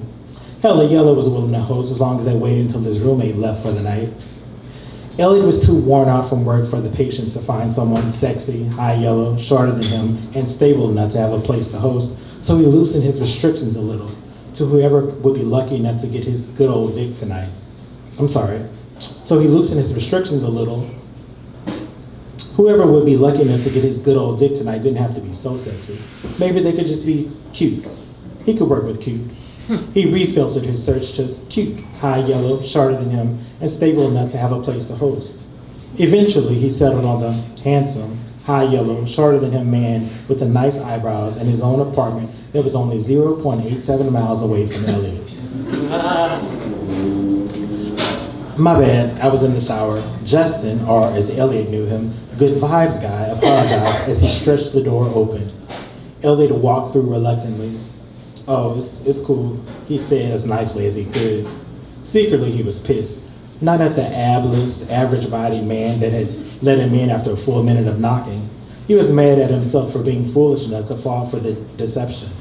There was a full 15-pound difference between the man who had made him hard enough to take a quick shower when he had wanted a long one, throw on some clothes and hurry over, and the man who had come to the door in tight-ass shorts and a muscle shirt that showed off muscle-less arms.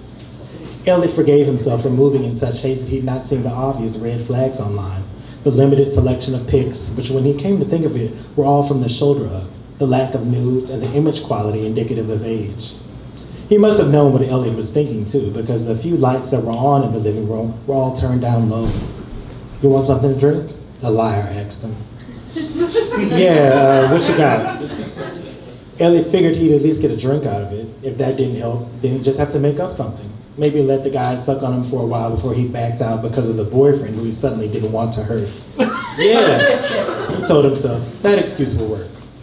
But he got a better look at his deceiver under the kitchen's bright light and saw he looked a little better from behind and was kind of thick in the one place he wanted him to be. Maybe a bit softer than he would have liked though. Of course, if he kept pouring the vodka as freely as he was, it wasn't going to matter much anyway. With this late hour and enough liquor, just about everyone had some potential. That's good for me, Elliot told him.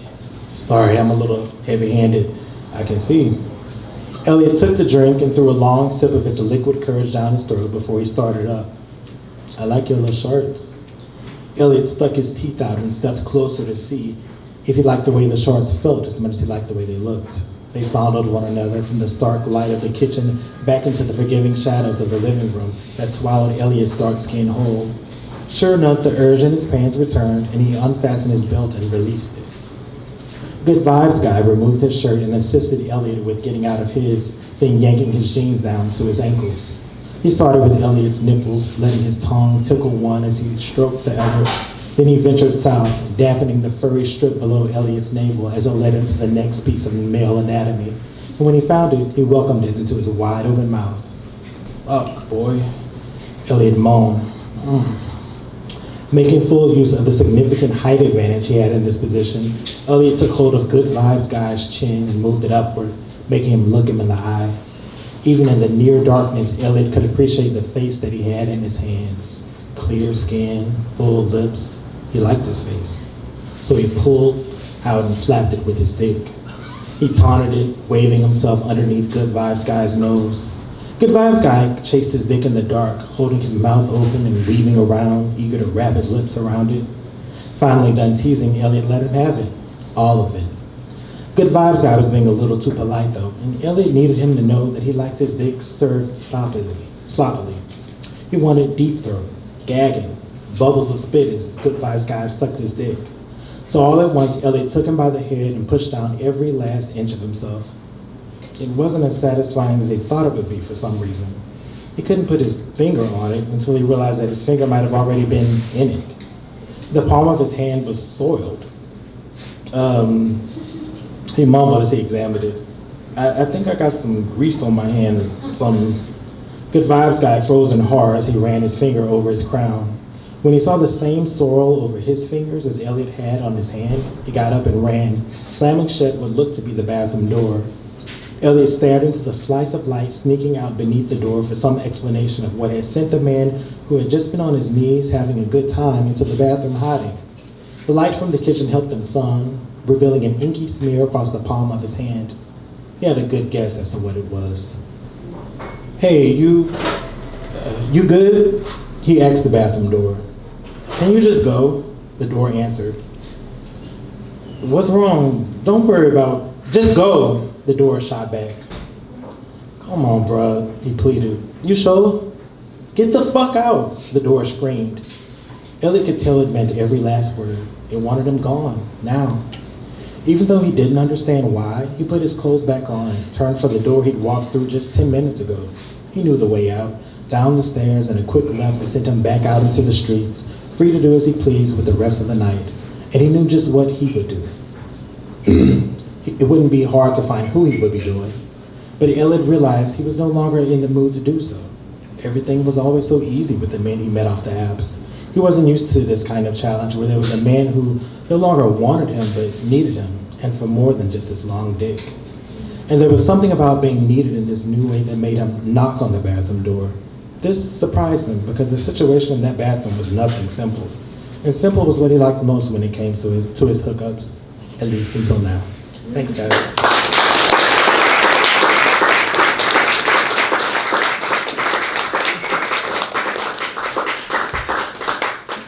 Thank you, Casey.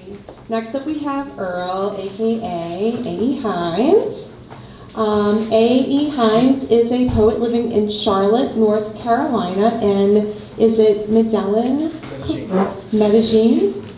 Columbia. He is author of Adam in the Garden, Charlotte Lit Press 2024, and Any Dumb Animal, Main Street Rag 2021. He has won the Red Wheelbarrow Prize and I'm not above 50.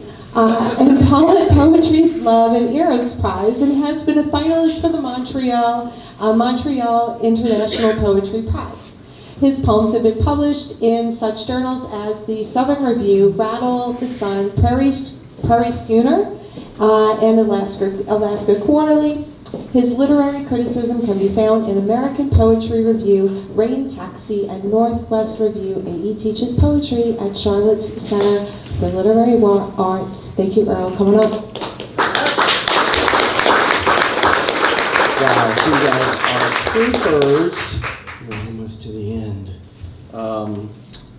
So you had your practice with Cosm. So I am also well into my 50th year. No. Oh, thank you. And this poem's about that. And it's called, wow, you really can't see, can you? I can't see anything. I really, and I've got glasses. Okay, it's called, how do you do it, like that? Lights, please. Okay, that's much better, thank you. It's called The Exhibitionist. Some days, I long to be touched. In public, in my most private places. Some days I wake so grateful to have this body. Knees just starting to go. Capillaries blooming like strange galaxies across skin that daily falls a little closer to the earth. It's not a hangover. No, darling. This is just how the body feels now. And yet, I'm grateful to have a lover. One I'd like to grab by his hand this morning and walk undressing into the widest clearing of Freedom Park. Both of us sinking to the sun-drenched ground, our fingers and tongues working like libidinous keys into every soft, relenting lock. Can you hear me? No. Oh. No. Who fucking who?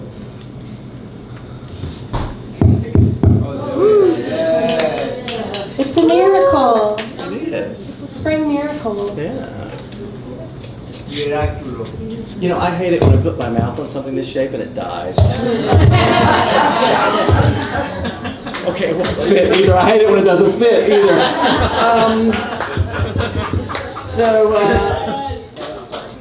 Oh, it is. It's not. Yeah, this is something else that happens in your 50s. It works and then it doesn't. Okay, I'm just gonna go with it. God, where was I? I was at the block. This is just how the body feels now. And yet, I'm grateful to have a lover, one I'd like to grab by his hand this morning and walk undressing into the widest clearing of Freedom Park. both of us sinking to the sun-drenched ground, our fingers and tongues working like libidinous keys into every soft, relenting lock. It's not too late, is it? Asses rising in the air like willing loaves of bread. I long to be broken, want to be served, to make grass wet with our sweat and tremble the ground so they hear us, and when they hear us, even the dead wake. Yeah.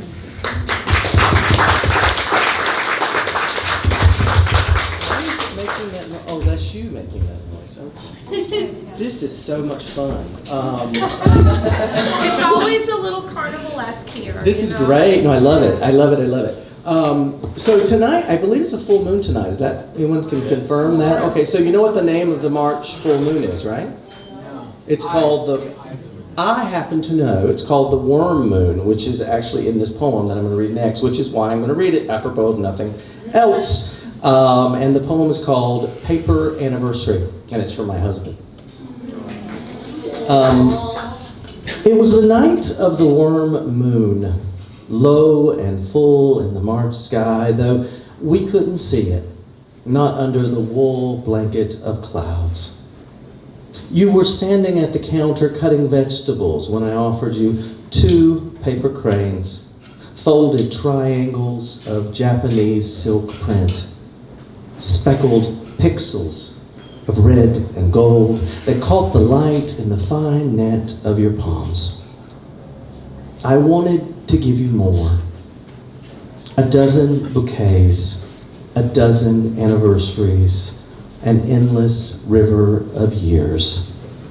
But I was 50, you already 52, and the cranes made only of paper.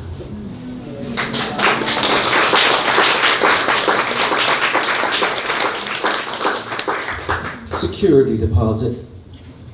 Long ago, before breakfast, my first roommate in California pulled his stiff prick from his boxers and asked me to kiss it, as casually as one might offer a guest a warm cup of tea or a second pillow. A small request of the 21-year-old stray he'd taken in without a security deposit. Afterwards, he said it would be easier living together, old and young, having cut that tension. The sex, he said, now out of the way. He dressed for work, and I stood at his window in nothing but his boxers, watching him leave. I remember the previous night's rain still dripping from his eaves, the crepe myrtles huddled along his street, nudging themselves into color, as willing as I was to bloom.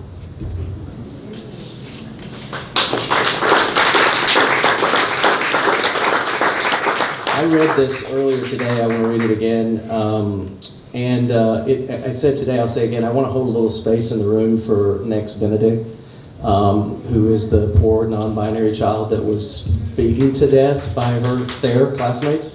And the authorities later ruled the death as a suicide, which there's something weirdly, ironically poetic in that. Being yourself is suicidal right now for many of us. So this is not written for next, but in the spirit of it, it was written for someone else, and it's called Postcard for the Dead, or From the Dead. 10 years later, my killers, interviewed from their cells, will say Matthew Shepard needed killing. 10 years after that, my people lay my ashes to rest in the shining Capitol, under the stone ceiling of a vaulted cathedral, far from the fence in that naked winter field, from the icy prison of Wyoming. My killers thought I'd be forgotten when they offered me a ride, then bound my hands and placed that filthy bag over my head. But for 20 years, for 30. Far longer than I was alive, our people remember my name. It blooms from their lips like a cold prairie rose. Yeah.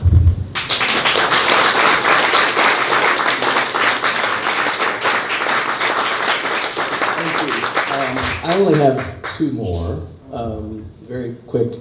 We're just going to shift to something a little more bitchy. This is a self-explanatory title of this poem. It's called "To My Flirtatious Friend Who Made a Pass at My Husband on Facebook."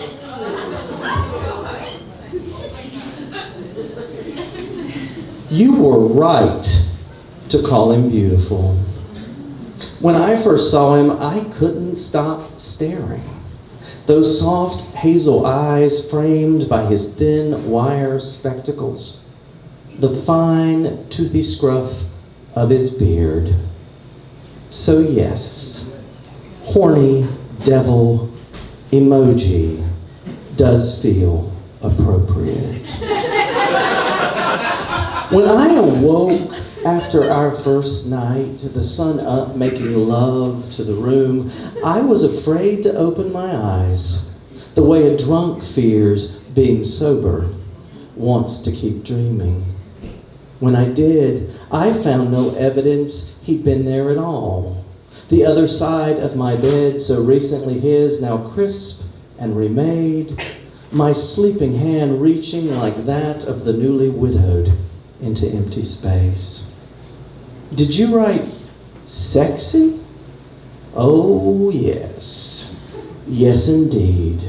One whiff that morning of the coffee brewing downstairs, my God, knowing he was still here, let me tell you, my friend, that was sexy.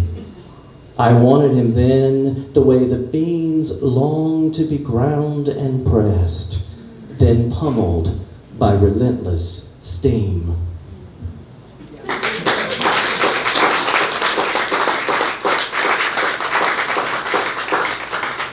And I will close with this because this is supposed to be a queer as fuck night, and it has been. And this is also dating me. This is called Sacramento, 1994. My neighbor wasn't wrong that Sunday. She called the cops, said she feared the young man upstairs murdered by some other man. I did die that summer. 100 tiny deaths and cremated my shame. When I opened my door, 2 lady officers stood badged in black, one waving a finger at my half-open boxers, at my guest who came and wrapped his arm around my waist, wearing nothing but a towel. Was it wrong to climb the trellis of each man's body like a vine? I wanted to leap off and fly the wide open sky of my own body that summer, to Peter Pan my way through every coffee shop and light-dazzled bar. So when the cop said, "You boys go right on having a wonderful day," we did.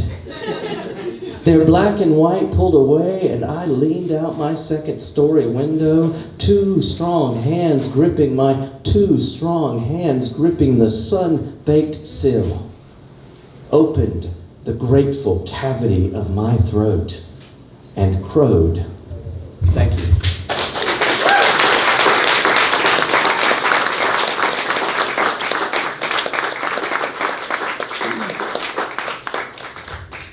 Appreciate your patience and humor and your work.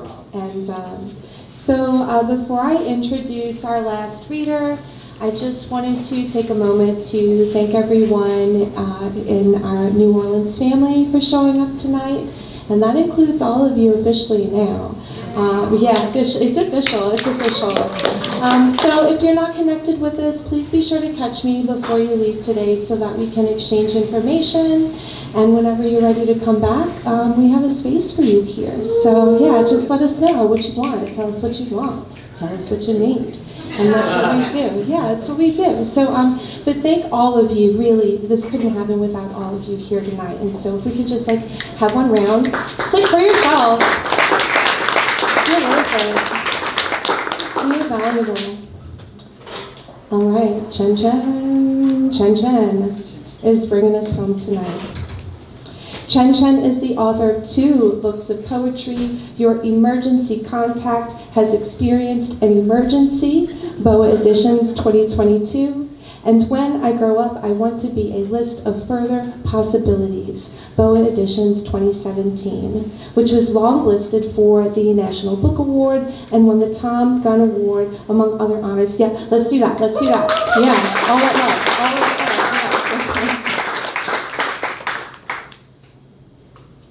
His work appears in many publications, including poetry and 3 editions of the Best American Poetry. He has received 2 Pushcart Prizes and fellowships from Kundiman, the National Endowment for the Arts, and United States Artist. He was the 2018-2022 Jacob Zinskind Poet in Residence at the Bradius University and currently teaches for the Low Residency MFA program at New England College and Stone Coast. He lives with his partner, Jeff Gilbert, and their pug, Mr. Rupert Giles. Give it up, Chen Chen.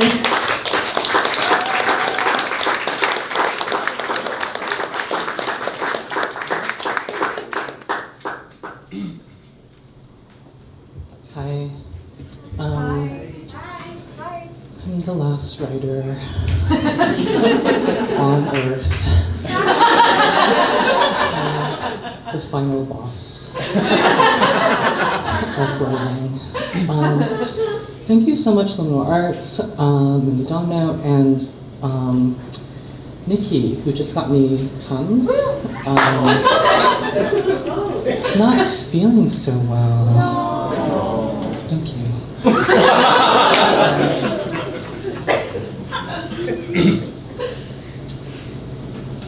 Asian American weather forecast. It will snow. In a cozy corner of a college library, somebody will hold somebody else close while saying, "I love your culture." It will stop snowing.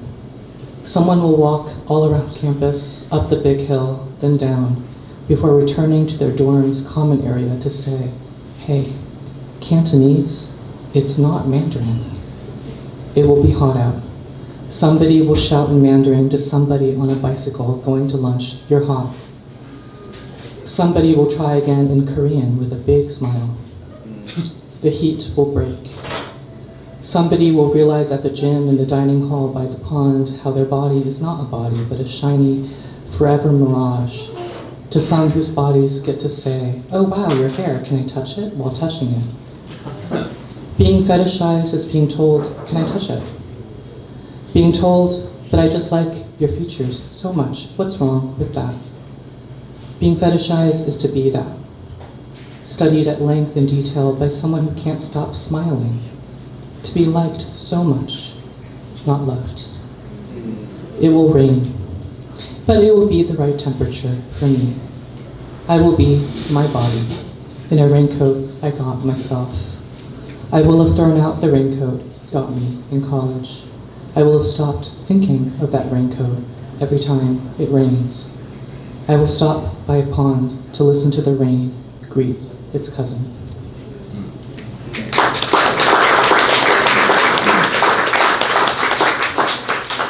I'm just going to read a couple poems from this chapbook, Explodingly Yours, that came out last year. I didn't bring copies because I'm stupid. So. How can I find it? The internet.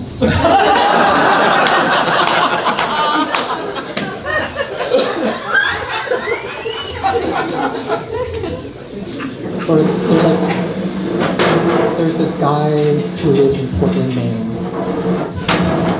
Yeah.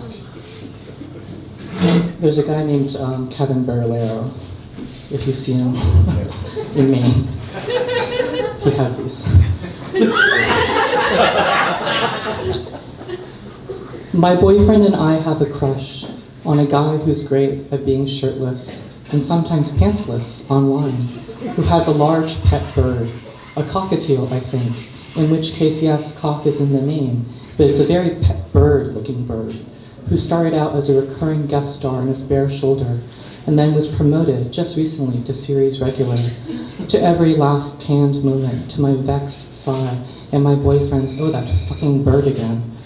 And then, well, the lovely dearth of clothing largely evened things out for me, though not for my boyfriend, who has developed an anti-crush on the cockatiel that's spilling over onto the cocky owner. But still, there was last Wednesday, 4 p.m., when he posted one thoroughly glorious pic, shirtless, pantsless, and birdless. And immediately I texted it to my boyfriend, have you seen this yet? And he texted back, I have now. And in that moment, we were once again drooling, dreaming together. And didn't Hemingway say, all you have to do is write one true sentence, the truest.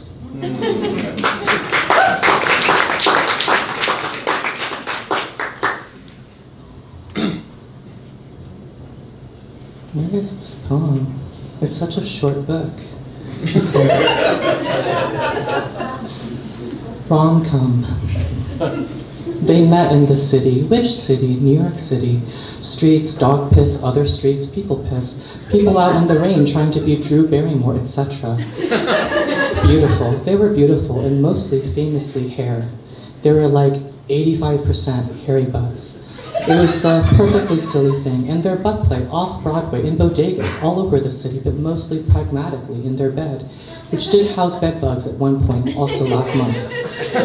The point, their love, so foolishly full of fooling around, sometimes with a third or fourth, but mostly the two of them, all lick and like, so likably flip-floppity reciprocal, with each as an oral, then anal, then oral receptacle, pushing the very limits of the physical for the veiny, the velvety, orifices raised to the power of oracles, O's and O's. Then after, the big steamy bag of popcorn, passed back and forth, kernels stuck between teeth, tongues stuck in each other's mouths. I'm so glad I had Tums. Just makes it easier. Okay, 2 more poems. 2 more poems. Year's End. I saw my ancestor making omelets from leftover bits of shadow. I stood up to give a standing ovation to each now fluffy morsel of dark. Then I stayed standing, ovationing every shadow, including the ancestors, the houseplants, and mine. When I was done, I had a question. Ancestor, I said, am I, in a sense, your shadow, or are you somehow mine? And my ancestor said, sure, and went about plating the omelets with immense confidence, though obviously did not know which was my preferred plate for omelets. It was then I realized that perhaps I hadn't given a standing ovation. Could one person do such a thing? Or was it only non-seated clapping? I wanted to ask my ancestor that, but having sat down by this point, it was time to eat.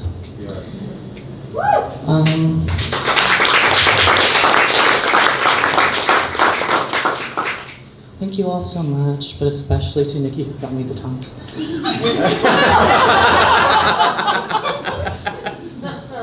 Like, you're all great, but not that great, you know?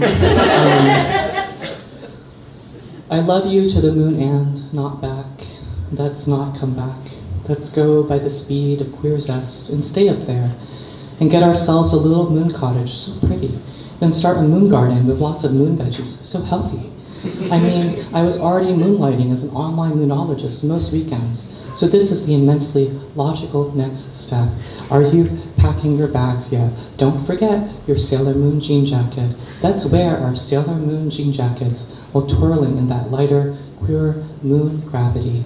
Let's love each other so good on the moon. Let's love the moon on the moon. Thank you.